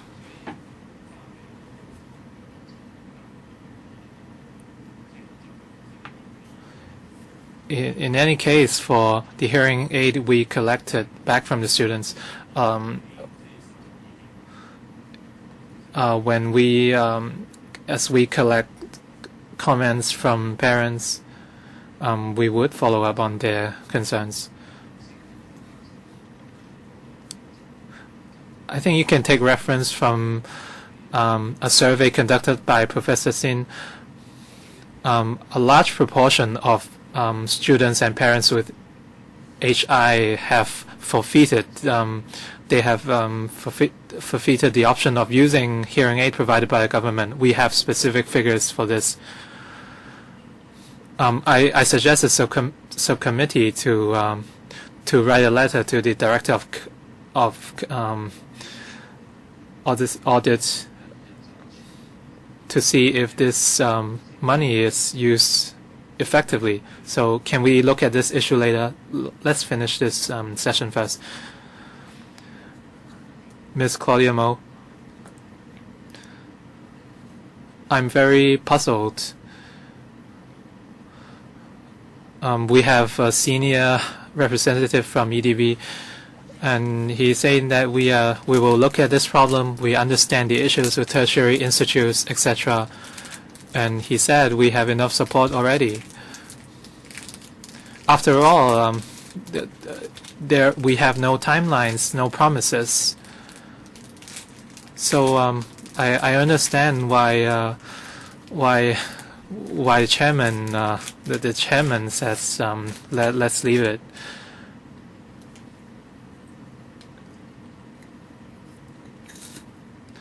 My understanding of special education came from children with special teaching needs. The initial impression is that hearing impairment is just a minor problem, and it's not an important problem. But it's not the facts. It's not the truth. It's a very significant problem. And some parents mention that the maintenance of hearing aid is very expensive, and if they want to seek subsidy from the government, they have to undergo means testing. It's even tougher than applying for old age living allowance. If we just spend a few millions, we can help lots of students. The government has allocated $5 billion on the language fund.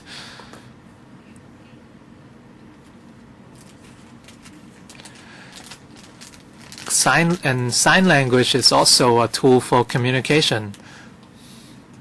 The first question is, the government is so loaded, and is it so hard to allocate a few millions for this?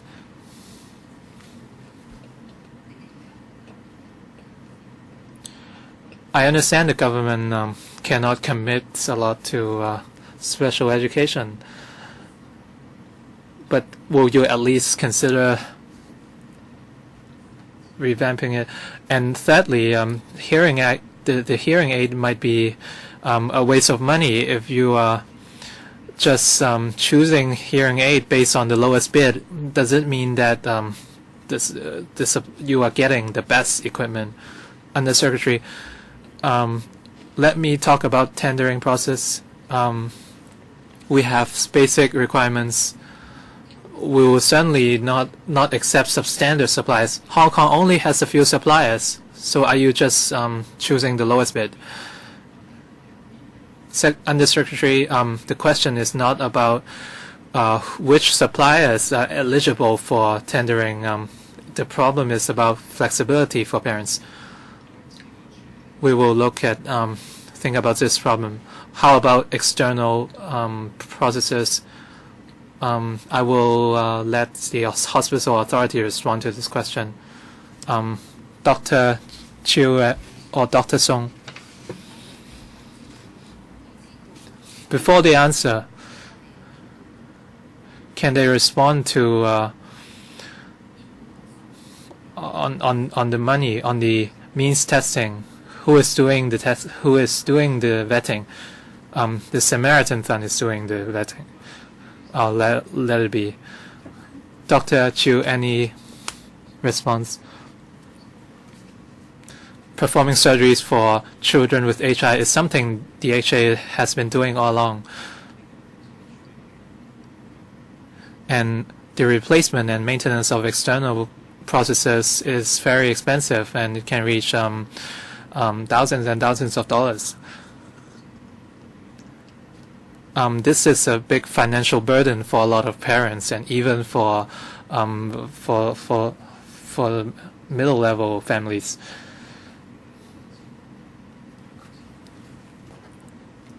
And for medical equipment such as prostheses, they are not included in the current. They are not covered in the current subsidy scheme.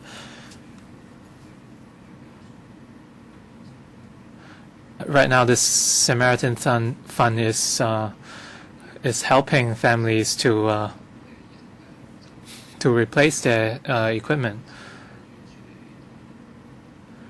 In the learning process of children, the external processes are no different from hearing aids. They are both necessary to help the HI children. As a lot of parents have mentioned, the EDB would take up the maintenance of cochlear implants, but the replacement and maintenance of external processes are handled by the Samaritan Fund, and this is very expensive too. So would the EDB reconsider these arrangements? Chairman, hearing aid and cochlear implants are different in nature from our point of view.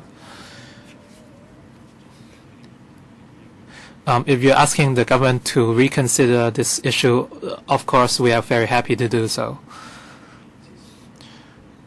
Cochlear implants are medical devices. They are very different from hearing aid, and we have to look at it as such. But they are both essential in order to help children listen better. And they are both needed for communication and learning. And these equipment are essential for deaf children. Chairman, hearing aid, can the government show some flexibility? We're talking about children with hearing problems. We're talking about how to improve their hearing. Why do you have to split up everything?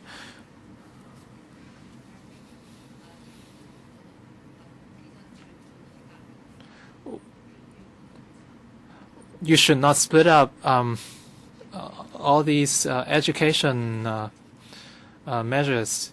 Can you show some flexibility? Chairman, to put it simply, the problem is whether the government should provide cochlear implants and external processes, which we can certainly consider this issue. The hospital authority has medical considerations.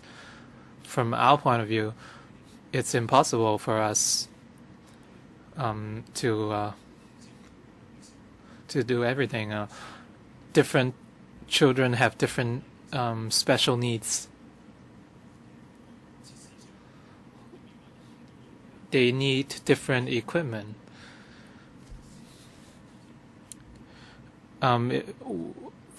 At the moment, we would leave cochlear implants to hospital authority. He has not responded. We have time constraints. Very quickly, can you finish? As I mentioned last time, we would discuss in this panel what we need to do before we implement them. we do not want to have any delays in these measures because we have to consider legislative problems.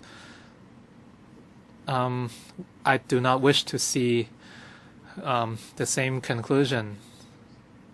As I mentioned, we want changes. We still have a lot of deputations. However, we have to finish this meeting within an hour. Miss Vivian Wong, 3 minutes, please. Chairman.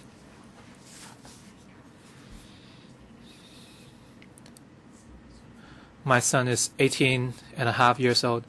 In the past 18 years, technologies have advanced,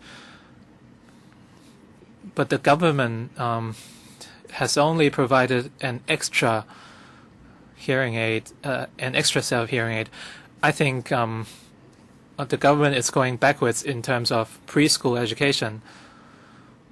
When my son was small,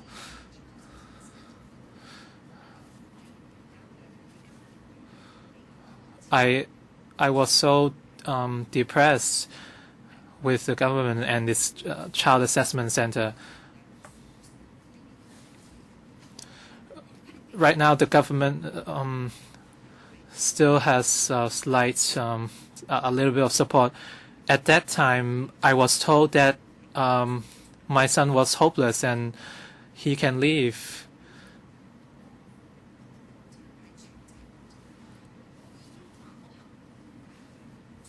I told that I was willing to relocate to somewhere closer to the centers, but I was kicked out.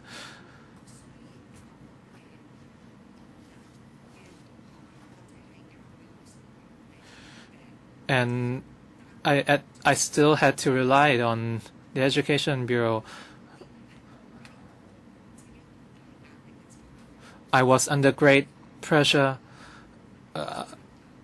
But at that time, I still had some hope. But today, we have zero preschool education support.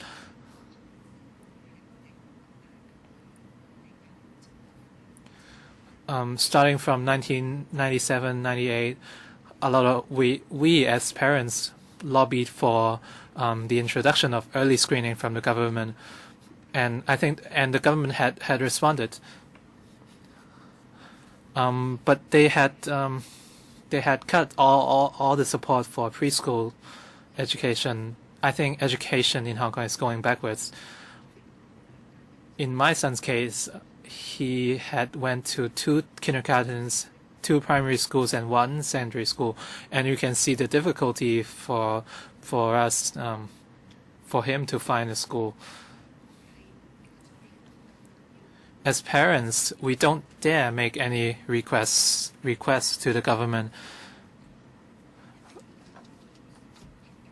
Right now, we have this integrated education. The government is taking something else and giving you something back, but it's very minor.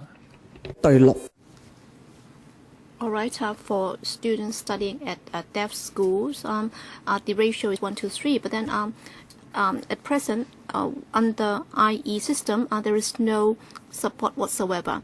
And I've also talked to many students with hearing impairment, starting from S1, S2. Many students simply quit school, and they will try to look for schools, and then the schools would promise that I can admit you, but then you must promise that you're not going to take the DSE examination, and then you know what the problems are.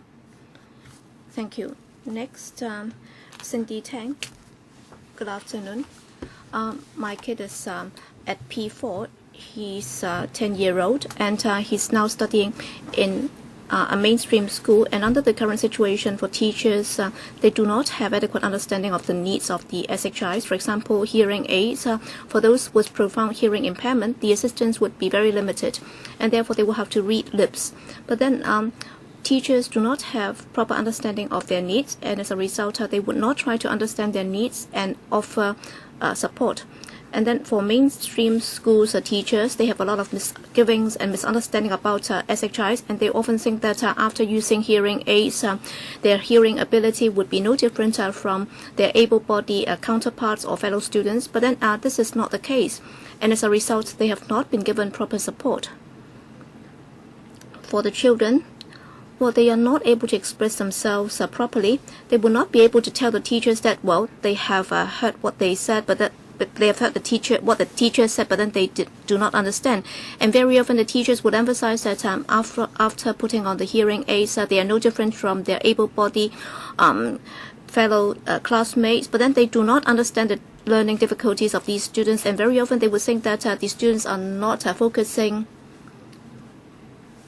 And often at time they would put the blame on the kids. For example, on this occasion, my kid got a 0 score in his dictation, but then the teacher did not try to look into the problems, and then he would just adopt the normal approach. He would just walk around in the classroom, and he would just read with normal speed. He does not know that my kid would not be able to hear certain pronunciations, for example, C or and so on.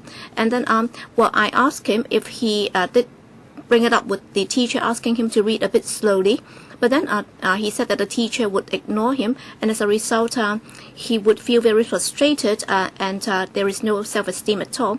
And then every year after he got promoted to another class, there will be new teachers, and every time when there is a new school term, he will have to adapt to the new environment, to new teachers, and also he will have to explore with a new teacher, and it takes a long time for him to adapt to the new environment. Last year, the Education Bureau also sent an inspector to the school who would talk to the parents and the teachers. And supposedly he would give some advice to the school headmasters, the parents and teachers as to how this kid would be taught. But then on this, during this year, they've sent a speech therapist to come along. But then he would just be sitting there without saying anything. Well, if the speech therapist could provide some training to teachers so that they would know how to teach these students, then would it not be better? All right, Kai Long School, a school run by a religious body, well, they would offer this support program, and every week there would be 3-hour after-school tutorials for these students, and there are only limited locations, and then they are not very conveniently located, and parents will have to travel long distance to go to these centers. And if it's a one-on-one service, and if teachers are willing to stay behind after school to give extra tutorial to these students, then I'm sure it would make a marked difference. Thank you. Time's up. Next, Chi-tak, Ms. Leung Yun Mei, convener. Well, for many years, we've been subject to a lot of bullying by the school, and there are more students subject to this, and there have been more than 30 cases, including abuse, assault, indecent assault, and also verbal abuse, and so on. We have already filed some complaints with the headmaster or headmistress, but then the school would try to cover up these incidents, and they would also not be reporting these cases with the police. You would find it strange. How come during this period of time there have been so many complaints, and for students with hearing impairment,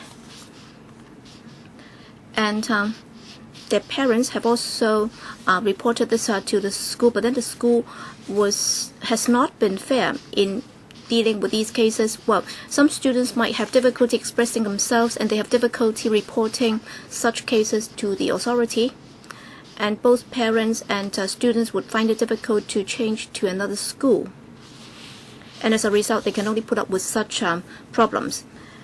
And SHIs at Chi-tak often feel that they have been abandoned, and since 2004 they've already decided to stop such classes, and at present there are 47 students at the secondary school session, and they'll be graduating in 2018, and out of the 400 plus students in the primary session, there are 2 SHIs, and then on the 2nd of June, Professor Ko-wan already made it clear on a TV program that if parents are not happy, they can always change to another school. I think this is really breaking the hearts of parents.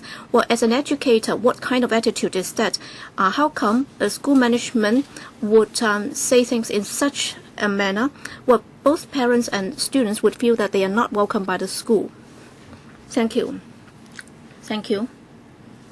Next, Ms. Mek Wai-kwan.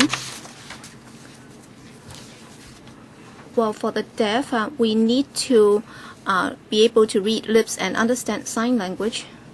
And there should be counseling sessions, and it should last for 3 or 4 days every week. And if we can be given proper support, then we'll be able to learn effectively. The administration must understand this. If SHIs were to be enrolled into mainstream schools, and if they are not given support, then that would also affect their psychology.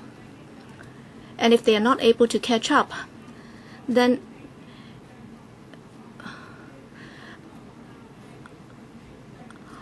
well, Chan-tok, it used to be a well-known school for SHIs, but now there is only one such school left in the territory.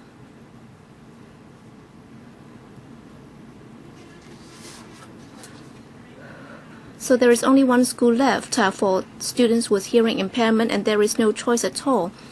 So how can this single school be able to enroll all the students with hearing impairment? And the number of places is limited. So where should we go to for schooling? Thank you, Ms. Mack. Next, Mr. Lee Chun-hei or Joshua Lee from the Civic Party. Yes, my name is Joshua, and the Civic Party summarizes the problems into the following. In terms of hearing aid, as many parents have said, well, in the tendering exercise, you're actually adopting the lowest bid approach. It's like a mobile phone. All right, you're already talking about 4G smartphones, and still you're only giving us 2G phones. So how can we use it? We get the aid, but then it's useless. So we'll just keep it at home, and then 3 years later, we'll see if it can be used again. So the Civic Party would really like you to do something about it. You can really consider offering this as a subsidy, and then the students will be able to choose whatever model that they like. Because if you're not using a proper aid, it's not just that is not helping. In fact, that would also affect their hearing, and it could be irreversible. And also, very often the teachers would not fully understand the condition of the students. They would think that after putting on the hearing aid, they would be okay. Well, sometimes for the taller students, they would be seated at the back of the classroom, and then sometimes when the teachers are writing on the blackboard, they would not be able to hear what they say, and therefore we really want to have small class education, because in small class teaching, in such an environment, then that would also make it easier for students to understand what the teachers say, and that would also reduce the pressure on the teachers, so that the teachers will be able to spend more time with individual students. And you really must make sure that some 10% of the teachers will be undergoing basic training for special education, and yet you have not been able to meet that target. And if the teacher-student ratio, or rather if the teacher has a better understanding of the students, then they'll be able to make more accommodation for these students. When starting from senior secondary school, you're actually adopting a more rigid approach. You would be reviewing the homework of the students, and you would be checking the hearing aid, which brand are you using, and whether or not you have difficulties in class, and so on. And the number of sessions would be reduced, and very rarely would you be asking how they feel about their classes. Well, you should deploy more resources so that more counseling sessions can be offered and provided to these students. And in the course of counseling, you should not be asking the students how they are getting along. You should also be asking how their lives are like, and and also how's their school life. Well, in this meeting, I heard most often from the Deputy Secretary that you'll be listening to what they say, you'll be all ears to them, but then it's not enough for the students and the parents. So please do not just listen to them. Please do not just talk about it. Please think about the solutions. Please try to tackle the problem. The Civic Parties of the view that integrated education is not about bringing all the students into mainstream schools. You will have to provide proper support for these students so that they will be able to integrate with other students, so that they can go to school together, learn together, and then live together. This is the spirit of integrated education. Thank you. Next, education convergence, Dr. Tang. Thank you. Back in 1997, the Education Convergence already proposed that the administration should start this pilot program on integrated education. We're one of the forerunners on this, and that's why we welcome that. And today I'd like to talk about 3 important issues on integrated education, including those with special education needs and also the support for these students. Well, in identifying SENs right now, it's a bit too late now, and the Education Bureau would only start this systematically from P1 onwards. It's really too late. For SHIs, well, 0 to 6 would be the most critical period for them to acquire their speech, and if you can identify and intervene early, then they can really learn to communicate effectively with verbal language or spoken language, because this is the most important stage for them to acquire their speech. And if they are not able to do so during this period of time, they will have to learn sign language before they can communicate with others. That's point number 1. And secondly, on the difficulty in training teachers, well, I'm also responsible for providing training at the Institute of Education, even though I'm not responsible for training sign language. Well, at present, it's very difficult to train the teachers, and there is also a serious mismatch problem.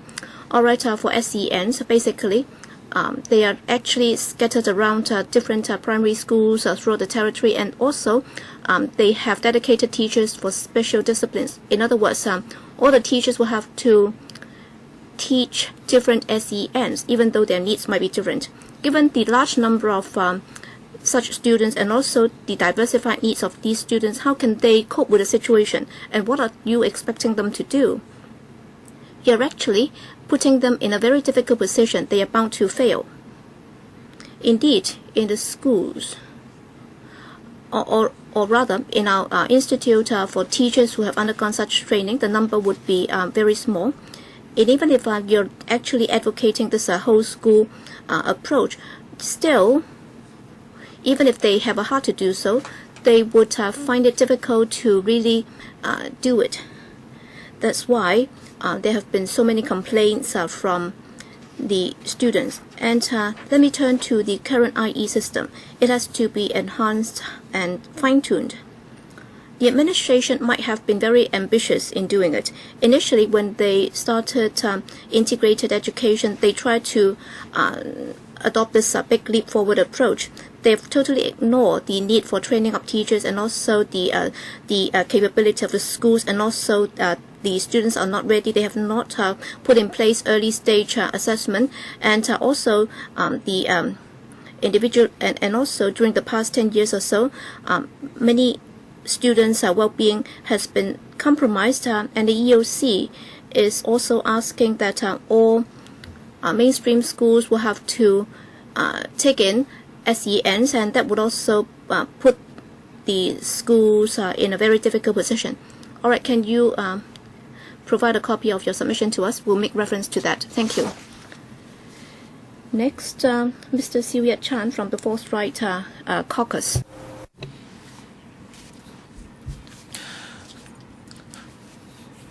The United Nations passed a treaty on persons with disabilities in 2007, and China was one of the member countries who signed the treaty.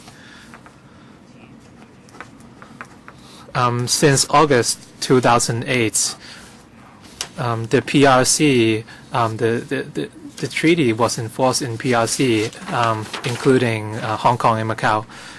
In section Article 24 of the convention, under items 2 and 3,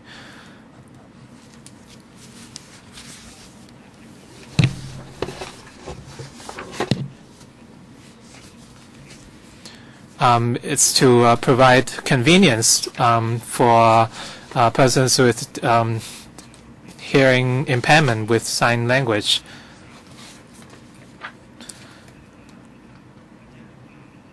And if to facilitate social communications with and education opportunities for the deaf.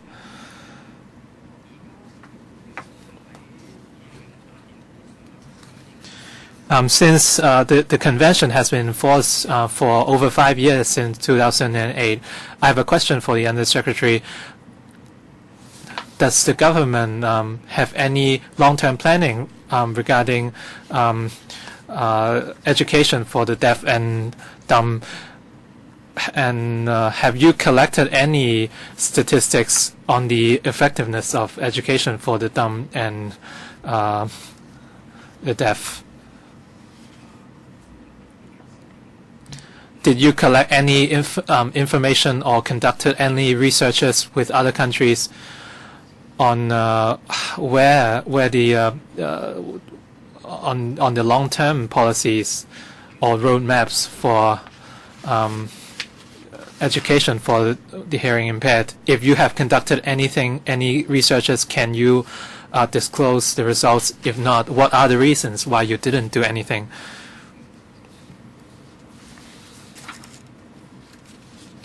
Ms. Chang.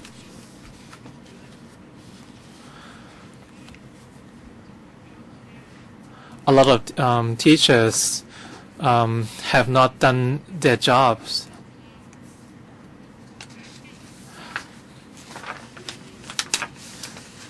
A lot of teachers do not explain clearly enough to students, so a lot of students are puzzled and they have to ask their parents when they come home. The teachers are not saying anything useful. They are just they are talking about their private lives. Some of them have very bad attitudes. They are blaming the students. They are saying they are useless.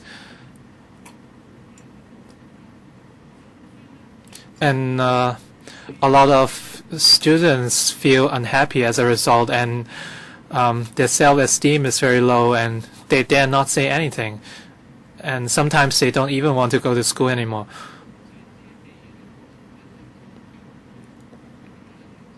And even something worse have happened, and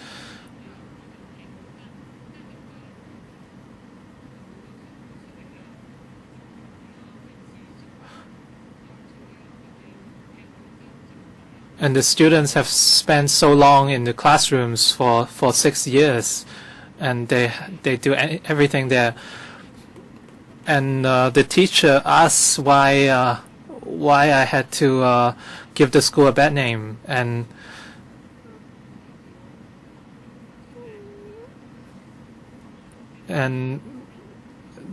they were following me for a long time, and they only let me go at almost 7 p.m.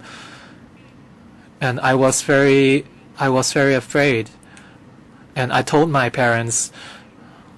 I was crying, and I told my mother I don't want to go to school anymore. And my mother was very upset, and she wants to know why the school is doing this on me. This is all. Miss Stella Chan Yunting, Chairman, government officials,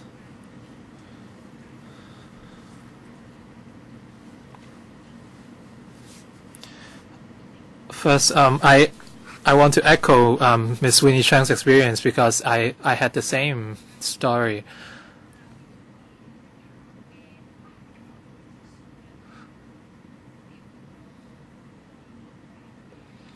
The education quality in schools has not improved after so many years.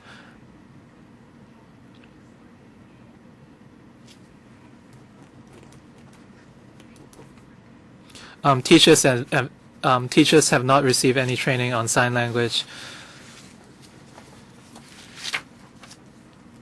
and students with HI can hardly integrate into the society. For secondary 1 to 5 education,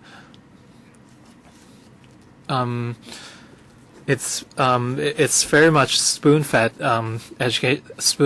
teaching, and students are not encouraged to think from multiple perspectives, and as a result, they lose self-esteem, they lose confidence, and they don't have the courage to face adversities.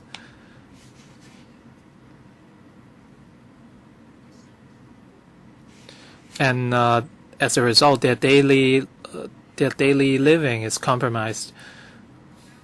When I went to school, I was very worried that my level of education would affect my future, would affect my prospects in the future, or my chances of going to university.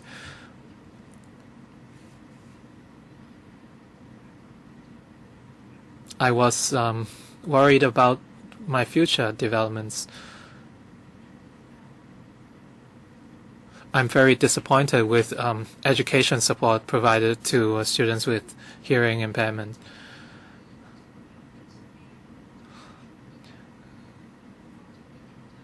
There should be more equipment support, more better planning in order to improve their learning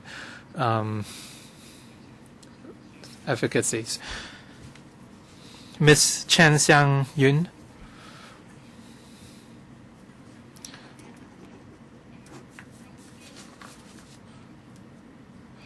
I want to share my experience of my daughter's surgery. In 2009, my daughter was given a free hearing aid.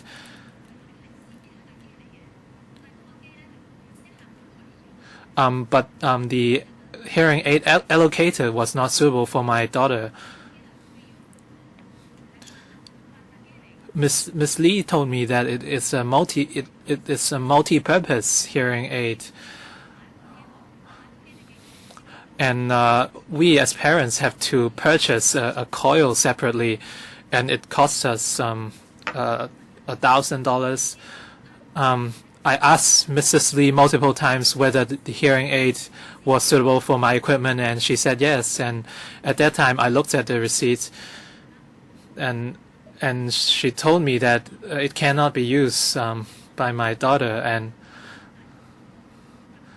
I asked the Education Bureau a lot of times, and I never had a reply. And my daughter tried using the hearing aid, and she said there was a lot of noise and she cannot use it.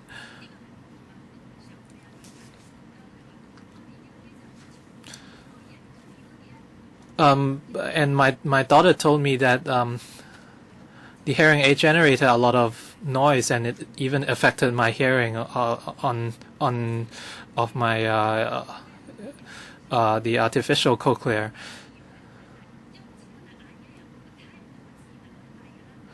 The hearing aid is used when people need it, and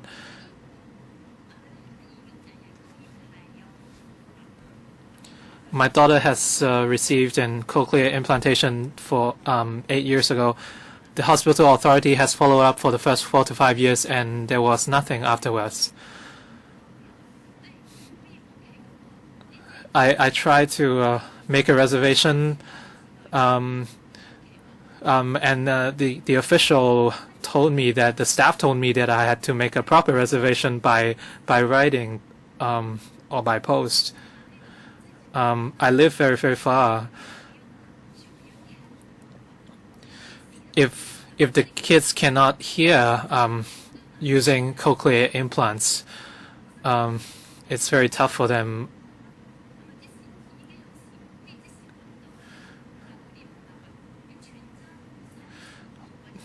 If our hearing aids are problematic, can we get a replacement or get a quick fix immediately? But this is not the case. Now it's like the hearing aid is like a time bomb for my daughter. Ms. Wong Shuk-han from the Hearing Impaired Students' Rights Group. My daughter is a profoundly hearing impaired individual. She can write, she can speak, but it doesn't mean that her hearing ability is the same as not ordinary persons. She had to rely on lip reading, and hearing aid, but she cannot count on these two things alone to understand the text. My daughter is very lucky. She took part in a sign language program, and she can also read sign language. So she does not have to guess everything. However, the grant is almost finished. The undersecretary said the scheme has been running well, and he has to look at extending the scheme to secondary schools. But what if the grant is not is discontinued? So what can my daughter do? Why don't the government consider giving subsidies to continue the scheme? I think SHIs and their parents should have the right to learn spoken language or sign language or both. The government should give us more opportunities to make our own choices. Thank you, Chairman.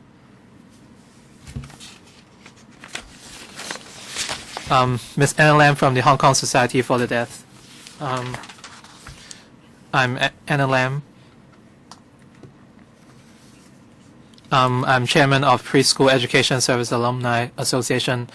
I have a few points to make.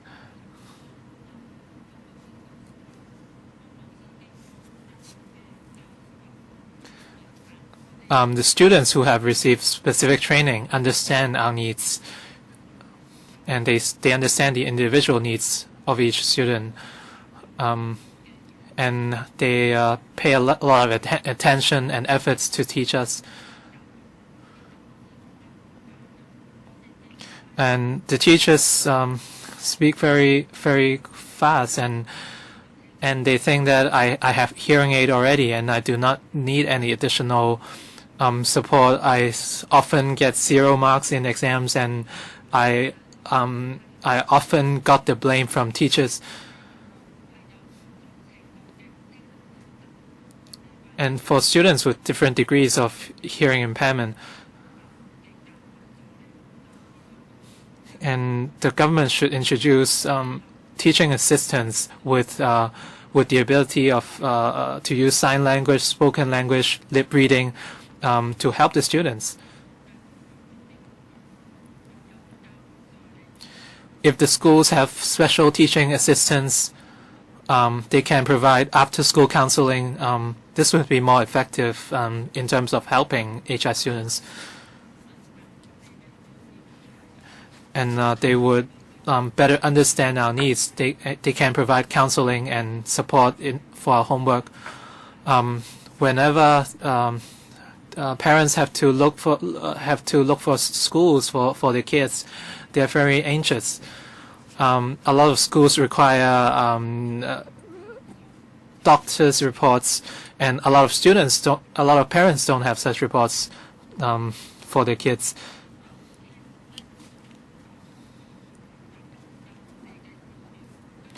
And if there is a central database of our information, this would help schools better understand our needs. Finally, adjustments in public exams. We had a student, she took the A-level exams because of unfair adjustment arrangements by the exam center. She did not do well, and she had to file an appeal, and after that she got an A+ grade. And now the current DSE English exam is divided into 2 papers,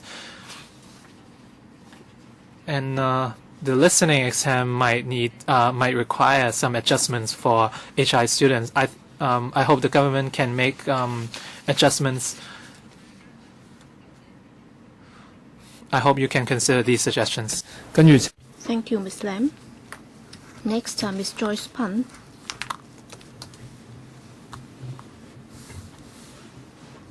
Yes, Ms. Pan.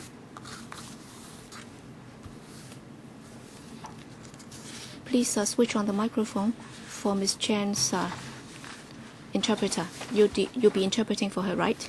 Yes. I'd like to share this with you. I'm a teacher on sign language or sign bilingualism. Well, there have been some misunderstanding on the part of many because they might think that, if we can learn the spoken language, then we will also be able to learn effectively. But then for the deaf, we would also very much like to use sign language to assist us in our learning. And we will be able to understand what the textbook is telling us. But then in mainstream schools, very often, they use the spoken language, and as a result, it's very difficult for us, and it's also very time-consuming. And yet, we have not been able to acquire the knowledge that we need. And also, for cochlear implant and so on, well,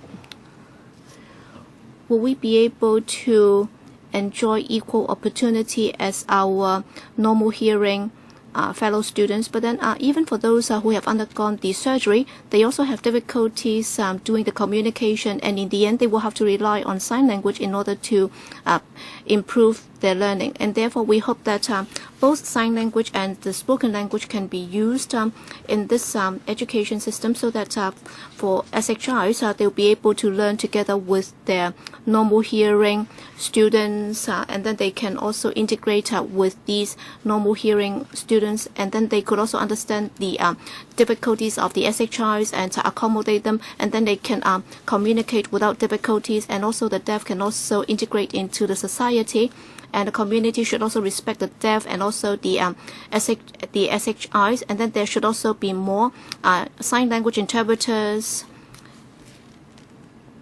so that they'll be able to have genuine communication with the community. And specifically, they'd like the administration to support their request for sign language, and there should also be more training for sign language, and there should also be sign language teachers, so that the hearing impaired will be able to go to university, so that they can also acquire high education. Thank you.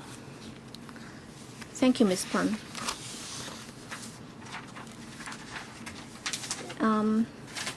Ms. Chen, I'm representing the children of the Deaf Society. Well, they also have we are normal hearing children born out of deaf parents. We grew up in deaf parent families. It's not just us growing up in a deaf family. We are also growing up in the community of the deaf, and therefore we do experience many difficulties. It's not just the difficulties encountered by the deaf. It would also have a direct impact on the next generation. In fact, looking at the deaf and also our parents and also their friends, well, for the problems that they have encountered, as they have not been able to receive sign language education, and there would be implications because they are not able to acquire any knowledge because they cannot hear anything. They are completely deaf, and if they are not able to understand the spoken language, they can only they are forced to learn through the spoken language, and as a result they have no understanding of the community at all, and they have not been able to understand anything that is taught to them. And in terms of their daily living and also in terms of their socializing skills, they have actually got very serious problems. And therefore, in families of the deaf, when it comes to parenting, that would also have an impact. That would take a toll. Well, for me, my personal experience is that I have difficulties communicating with my parents. It's not that I don't understand sign language. It's that that in terms of sign language support, if there is no such an environment for them to learn, then it means that when they communicate with their next generation, there would be a lot of difficulties. And they don't know how to take care of their children because they have no understanding of the community or the world at all.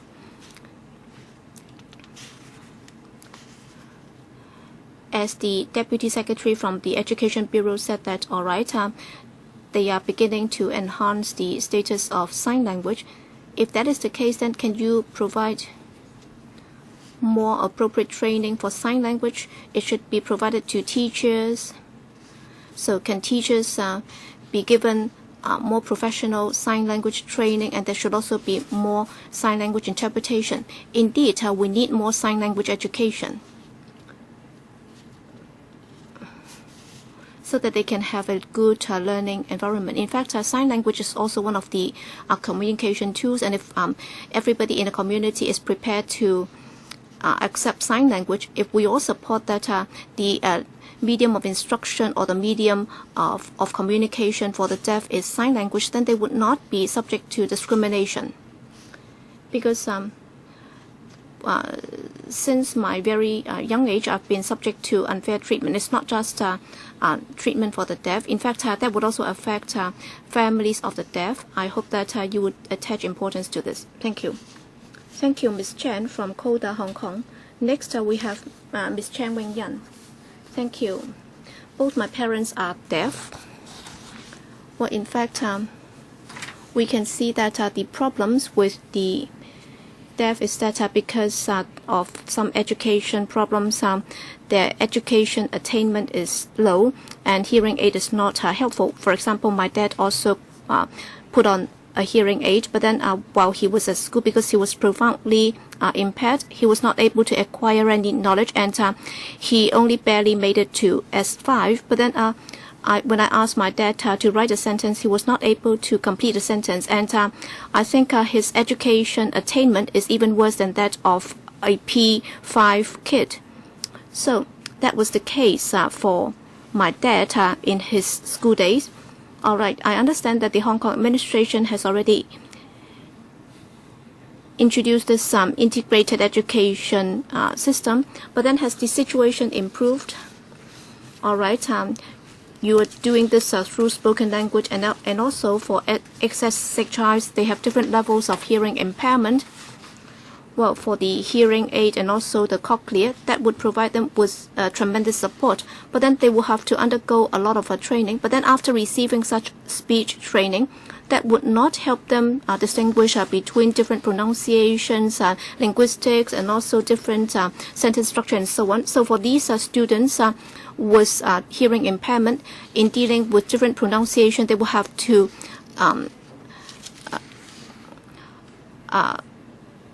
overcome a lot of problems, and that would also affect their ability in dealing with the language, and their understanding of the language and also of the knowledge would also be hampered. And if they just rely on hearing aid or cochlea in pursuing primary school education, if they do not have to acquire some abstract ideas or concepts, yes, they might be able to make it through primary school, but then when they go to secondary school, if there is no sign language support, well, in secondary schools, there are a lot of abstract ideas being taught, and therefore, I think sign language will be able to complement the inadequacies, because sign language is very much a natural language in linguistics in many countries like Denmark, US, UK, and even Brazil. They are actually using sign language as a complementary language. For example, in Denmark, well, taking Denmark as a case in point, well, for teachers in contact with SHIs, they will have to have at least 300 hours of sign language training. And if Hong Kong teachers can also acquire sign language, if they are able to use sign language to educate the students, then that would also be a very basic requirement, because according to the Convention on Disabilities or Persons with Disabilities, we suggest that something be done about it, so that there can be special training for SENs. And as the professor just said, well, if even teachers have difficulties understanding the needs of students with hearing impairment, then if there is no exchange with the international community on their needs, then how can you expect them to understand students with hearing impairment? In particular, some teachers' approach might actually result in bullying for these students with hearing impairment, and therefore I hope that the Education Bureau will look into the problem and find out what the needs are for these students, and you will also have to formulate policies catering for their needs. You will also have to learn from overseas experience. Thank you. Next, News of Deaf, Ms. Ng Sui Ping. Ng Sui Ping. I'll be translating for her. Good afternoon. Good afternoon. I'm a representative of News of Deaf. All right.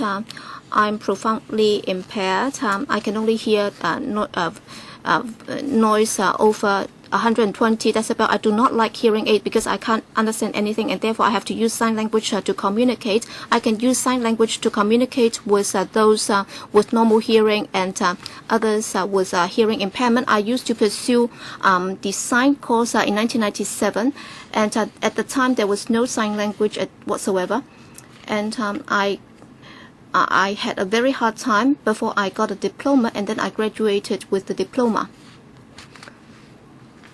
Subsequently, in 2007, I went to the US and I pursued IT, and I spent 5 years on the course, and I went to a mainstream university. There was some normal hearing teachers and professors doing the teaching, but then in the US they had sign interpreters, and there would also be note-taking service, and after the class I would be able to refer back to the notes, and such services would be provided by the administration or the government. And then during exams, professors would also allow us a double time in taking the examination. For example, for normal students, they would spend an hour, and then they would have 1.5 hours, and then we would have 3 hours. So the government has been providing a lot of support to us. And for tutorial classes, we will have one-on-one sessions, and then if we are taught 1 hour, so it's a one-on-one class, and there would also be sign language interpretation, and it's also provided by the government. And well, for sign language service, there would be 2-hour sessions in the minimum. And then after I graduated, I came back to Hong Kong, and my life became very difficult. I'd like to pursue IT master degree and also PhD or even a PhD. And I asked if well, I'd like to pursue evening courses, but then I was told that at present there's no sign language interpretation service in Hong Kong, and I'm most disappointed. Well, in Hong Kong, there is no full-time sign language interpreters to provide a service. Yes, I'm qualified to pursue further studies. Actually, it's not just myself. There are many SHIs. They should have been able to get high-paid jobs in order to upgrade themselves and also enhance their competitiveness. They should be able to compete with other able-bodied people. And there should be equal opportunities for them. And in the US, actually, there are a lot of opportunities for the deaf. I hope that in Hong Kong, you can also learn from the experience of the US. Thank you. Thank you, Ms. Ng. Mr. Tang Xiuzhong, he left because he left, but the interpreter will read his statement. When Mr. Tang was admitted into IV, he told the school that he has hearing impairment and he is expected support from IV. And 3 months later, a meeting was arranged, and the school told him that FM systems could be provided. However, Mr. Tang waited for half a year before getting his equipment. And in those 9 months, he could not learn anything. And Mr. Tang had a friend who is studying in the continuing education school in CUHK, and he faced the same situation. He inquired the school about the FM system. The school said that permission from the school is needed in order to apply to the government, and that person spent 1 year before he got his equipment. A lot of HI students they enter different mainstream schools. However, speech therapy support is lacking in a lot of schools, and the waiting times are 1.5 months and up, which is very long. And these kids can learn a lot more during their golden learning periods if we provide appropriate support for them. And we hope to have speech therapy once or twice every week. And this can help to enhance the language abilities of SHIs. Miss Mandy Tang Hoi Man. I want to introduce my situation first. I suffer serious hearing impairment in both ears, and you may think that I speak very clearly, but the fact is I miss a lot of things when I miss a lot of points when I listen. I lived in Canada for a long time, and I came back to Hong Kong in 2007 after finishing my education there. I studied I studied a master's degree in Hong Kong, and I thought that it shouldn't be a problem. After all, I successfully completed my bachelor's program in Canada. After I was admitted into the master's program, very naturally, I tried to secure a project manager to help secure hearing aid and note-taking services for me. But at that time, but then I realized that the resources afforded in Hong Kong and Canada are really, really different. I think the basic needs for HI students and visually impaired students, these are very basic rights. However, I find that a lot of people in Hong Kong do not understand our basic needs. I was very helpless in that situation. I was on the verge of giving up, and I was almost giving up on the chance to study my master's degree. And I realized that my right of education was compromised.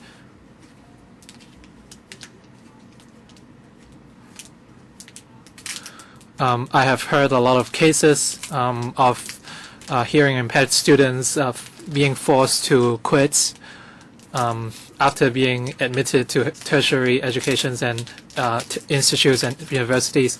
In fact, it's very difficult for HI students to be admitted to universities. I have friends who are in the same situation. I want to study a certificate of education.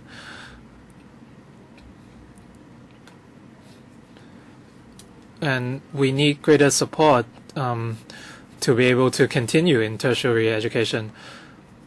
We want to learn happily. We want to learn well. I want to give some credit to the Chinese University for providing resources. I hope the government can plan and allocate resources in a better manner, and so that we all have equal rights to have to tertiary education. Next, the Chinese YMCA of Hong Kong Wise Men's Center for the Deaf, Mr. Chang Chek-ho.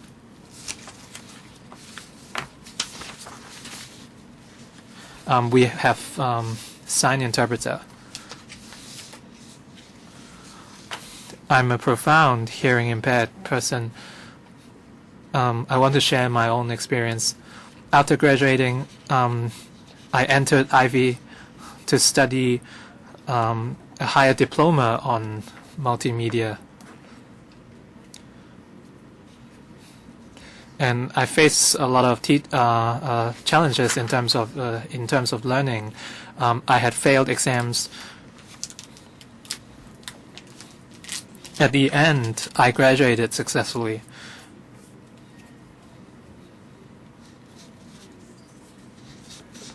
After that, I pursued a degree, and I was admitted by. I was accepted by 2 schools. One of them said, the government does not cover fees for sign interpreters for the university, and I have to pay for my own sign interpreter. Because of financial constraints, I could not pursue this school. And the other school was worried that I have hearing impairment, and they were afraid that they could not provide the support for me. And luckily, my case was covered on the media, and I was approached by a social worker I was given a special emergency grant by YMCA, and this helped me complete my degrees program. And I was even hired by YMCA. From what I've heard, a lot of people are in the same shoes as me, as myself. I hope the government can really tackle this situation and understand our pledge. I'm very lucky because I was interviewed on TV and I got the help I needed. However, a lot of people aren't as lucky as I am. And I hope the LegCo members and the government can help us and face the problems we are facing. Most specifically, the lack of teaching and learning support, and give all hearing impaired students equal rights of education. Finally, Mr. Chung Chai-ho, thank you, Mr. Chung Chai-ho. We have heard all the stories from our deputations because you have shared your life stories, and we are very touched. We have heard stories of overcoming challenges. However, a lot of you have counted on good teachers, kind persons to help solve your problems. However, we do not want to rely on coincidence or luck. We don't want to count on luck for our children to complete their education. I hope the government has heard all the pledges. We have very limited time. This meeting is supposed to end at 7:30. In truth, we cannot finish the discussion even if we have 3 years. Members, can you allow me to extend the meeting by 15 minutes to 7:45? Members, each of you have 3 minutes. Chairman, thank you, and thank you all the deputations for coming. I want to give some encouragement to our colleagues at the EDB. As a policymaker,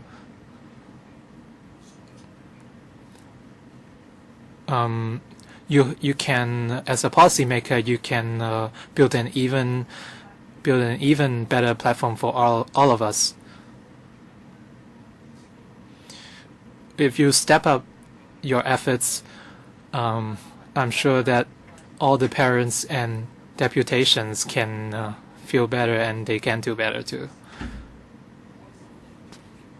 I think the most important thing is sympathy.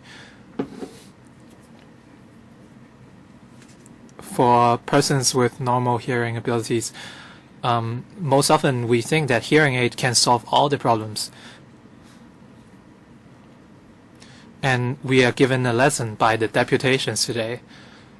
A little bit of difference can go a long way. Sometimes our HI friends cannot hear if their hearing aid do not work properly. If the problems persist, the hearing aid is useless. Sometimes we think hearing aid solves everything, but this is not so.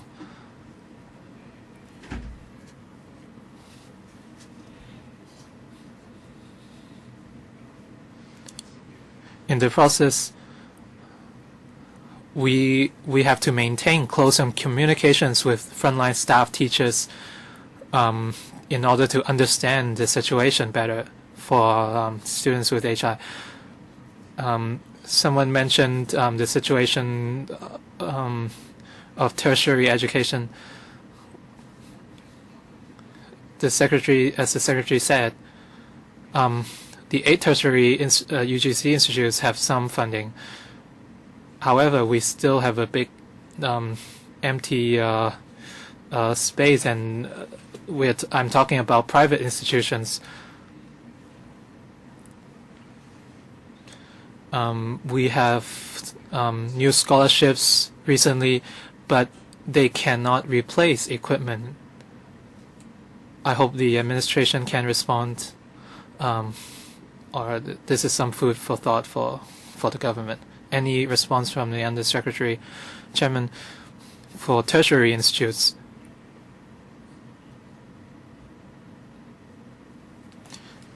We have provided funding to VTC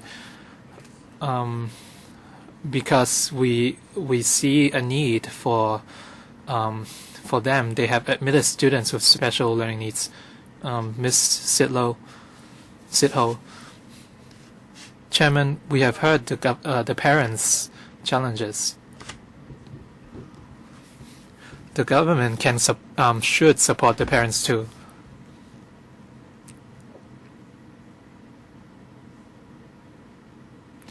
And the government should make better use of their resources.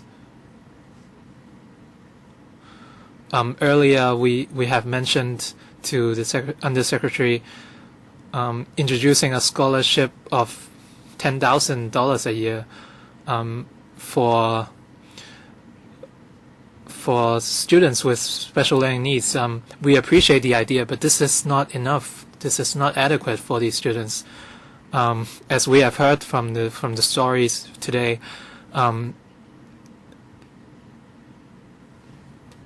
they often receive ample support when they learn overseas, but the support is not there once they return to Hong Kong, and they have to rely on kind people to help them. If the government is willing to invest on tertiary institutes, if you're willing to invest for 3 years and provide enough teaching support, it's just a short-term investment, and these students with special learning needs might not need the government support again for the rest of their lives.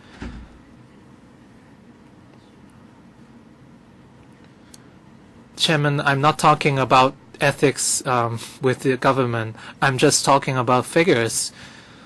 If you invest enough for these students students with special needs to complete their tertiary educations, that's the best use of public money you can imagine. And right now you're talking about giving scholarships to 100 students a year and giving them $10,000 each. I think you can use this money better by investing on them. And I think you can get your 200 million back very, very soon after these students graduate and they are able to contribute in the society.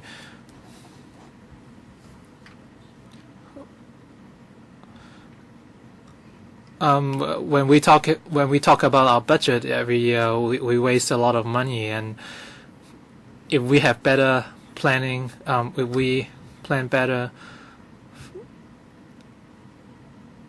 we can help the students and also their families on the long run. So can you provide the support and facilities? I'm just looking at the $200 million, if they can just use the capital, all right, $40 million, and if you can, and actually you're going to invest the $40 million, and only the return will be used for offering the scholarship. We have to look at two things. With or without the scholarship, the administration has the duty to help SENs so that they can pursue the studies in tertiary institutions. So with or without the $40 million scholarship, we will still have to do it. It's our job. And right now, through some institutions, for example, VTC has been injected with some capital to upgrade the services and also the facilities. Well, for the $40 million is over and above the existing deployment, the existing allocation. So we just think that for SENs, they have been working so hard before they can enroll into those institutions. That's why we are offering this extra scholarship. But then, you're not doing what you should be doing in places of need. Well, as regards whether or not we've been doing the right thing, so we'll go back and think about it. All right, as some students have told you, all right, for example, for note-taking services, you have not been providing that. And also for FM systems, they will have to wait for a long time before they can get one. And we have already got some concrete cases here. So you will have to go back and take a look at your policy. Yes, sure. Kenneth Chen, thank you, Chairman. Thank you, Chairman. Once again, I'd like to thank the deputations. Well, this afternoon has been a learning experience so that we can all share your experience. We can all know how you feel about a certain experience. There have been a lot of complaints and airing of grievances, but then at the same time, I can see hope because there are many young people here, many students are here, and through your hard work, you've been able to rely on your own ability and hard work, and you've managed not just to complete your education, you're actually contributing to a society, and you're trying to pass on the torch to the next generation, and as a result, our community or society can make progress and improvement. I think that's the dedication of the students and parents. You are very resilient. But then at the same time, we must admit that looking at the situation in Hong Kong macroscopically, we must admit that both the government and the Deputy Secretary, you must admit that we are lagging behind. We have been promising that we'll be using our resources in areas where they are most needed. But then, as a world-class city, when compared to Canada and the US, well, even if we are talking about the tertiary education sector, we are actually comparing very poorly with them. Well, I'm in the tertiary education sector. I feel ashamed. I think we are doing a lousy job in that respect. Our children have to go all the way to Taiwan, Canada, and the US before they really think that they will be starting from the same starting point in developing their potentials. And on our part, on our side, we have to rely on the media before our case is told to the world. So it's almost like an incident of discrimination, and then we will have to rely on philanthropists to give us their helping hand, and in some cases we have to rely on social workers to offer us help. Why does it have to be that way? We know that in this society, yes, the rich will get richer and the poor will get poorer. But then it should not have been like that. In an affluent society, we can see parents, teachers, and students and researchers, all they are trying to do is to allow ourselves to upgrade ourselves, and then everybody will be able to enjoy the fruit of success. And what is lacking is for the administration to admit that we are lagging grossly behind. We have to catch up. We have to do more research. We have to compare ourselves with others. We have to compare ourselves with the US, Canada, and Taiwan. Only by simple comparison we will know what we should be doing. So it's a catching up game. We have to catch up. Last week, sorry, I'll overrun a little bit. I agree with my colleagues. All right, by giving people $10,000 in the form of a scholarship is a drop in the bucket. We are forced to support it. But then we feel ashamed of it. We think that it's a big shame. $10,000 for students in tertiary institutions, and they have special education needs, and it's a scholarship for these students. I think it's really shameful. It's really embarrassing. It's insulting. That's why I think even if we continue with this discussion, yes, when we continue with our discussion, I strongly hope that this subcommittee, together with all the teachers, parents, and students, would not be working in vain. We really hope that the administration will really do something about it. You learn from other people's experience. We'll catch up. Thank you. I'm sure all our efforts will not be in vain. I'm sure this platform is not just a set of formal records. We will also be summarizing what we have heard from the deputations, parents, students, and groups. Will be following up in detail. It's not a problem of money. Well, for money, actually we are talking about very small sums indeed. Some of these have to do with principles. they are matters of principles. And just now, the Deputy Secretary said that he would agree that sign language, for example, is a basic choice. But how will it be put into practice? How do we overcome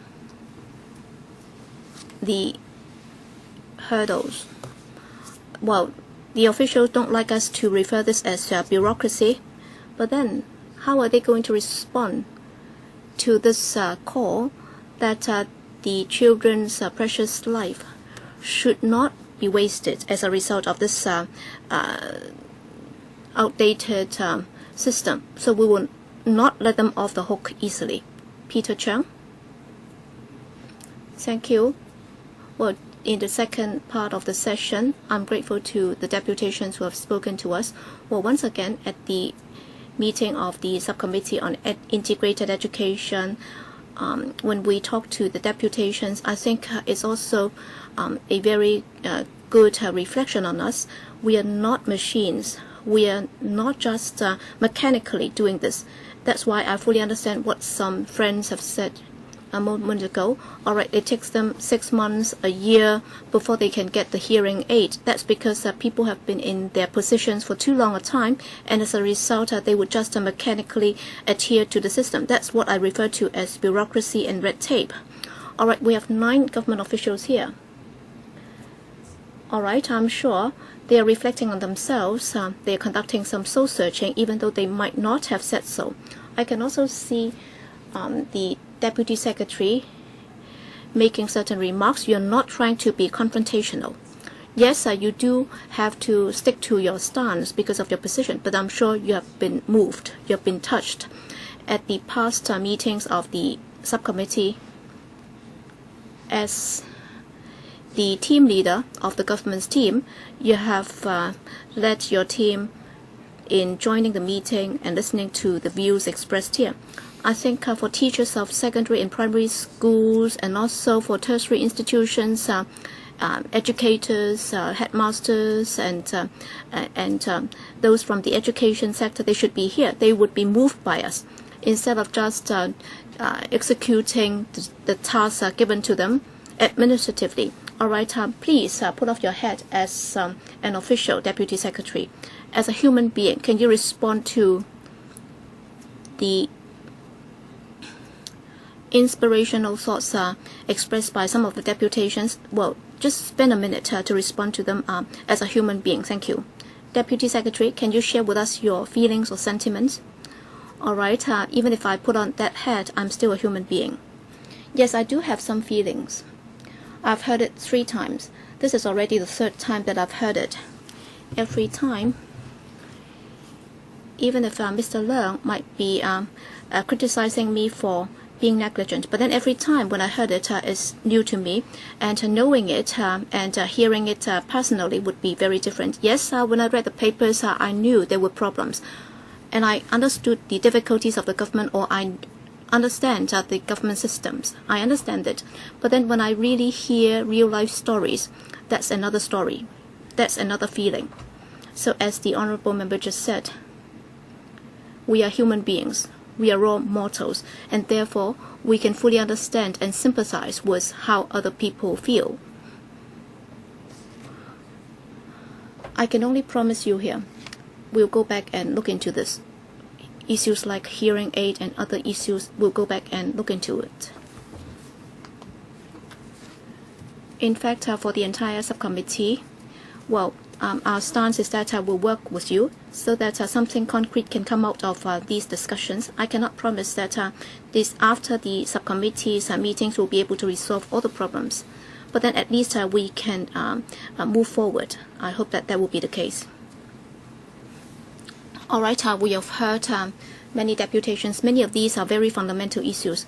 First, sign language. Sign language bilingualism. We have heard that it's necessary, it's absolutely essential. At least that should be a choice available. I think this is something that the administration must face up to. I do not see why sign language and spoken language would be mutually exclusive. i.e., if you use a spoken language, you cannot use sign language on the other, and it also doesn't work the other way around too. So I hope that you can get the message very clearly. And in terms of hearing aid, it's very simple. It's just a technical matter, and also the amount of money involved would be very minimal. And also for the external speech processor to complement the cochlea, I don't think that's a difficult issue either. Whether or not it should have been done by the Education Bureau or the HA, I think between yourselves you should work it out. Well, our children should not suffer as a result of this, because of the differential or the difference in the different hearing aids. They should not suffer as a result. With regard to training for teachers and also support for schools, including sign language interpretation, note-taking or note-takers, and even some basic aid, I don't think they are difficult at all. I hope that the administration can look into these problems very seriously. But for tertiary education, at universities, I think they have an unshakable responsibility. You cannot just go for elitism. Well, for SHIs, if they are able to go all the way up to universities, if they have overcome all the hurdles, if they are able to get admitted, it's already very difficult. And yet we are making life even more difficult for them. We are making it impossible for them to complete the studies. I think it's most shameful. It's almost a sin. In fact, many students of hearing impairment already are not doing well at school. According to some studies a few years ago, I was deeply impressed by the findings. Some 40% of the students with hearing impairment fail either Chinese, English, or mathematics, either one of them. So this is really very frustrating. It hurts. How come they are doing so much worse than their able-bodied students or fellow classmates? That's because of their communication skills or lack of it. So why should they be so worse off at the starting line? I'm once again grateful to all the deputations who are here today for every word that you utter. I'm sure it has managed to touch all of us here. Many of us here managed to learn a lot from you, and I hope that today's live broadcast and in the future video clips of the meeting would continue to inspire more people, so that more people in Hong Kong will understand the difficulties experienced by students with hearing impairment, and we'll be summarizing our discussions today and we'll get back to you. Thank you again, and we'll have to adjourn here. Well, date of next meeting, we'll be discussing physically impairment and for students with visual impairment and their difficulty.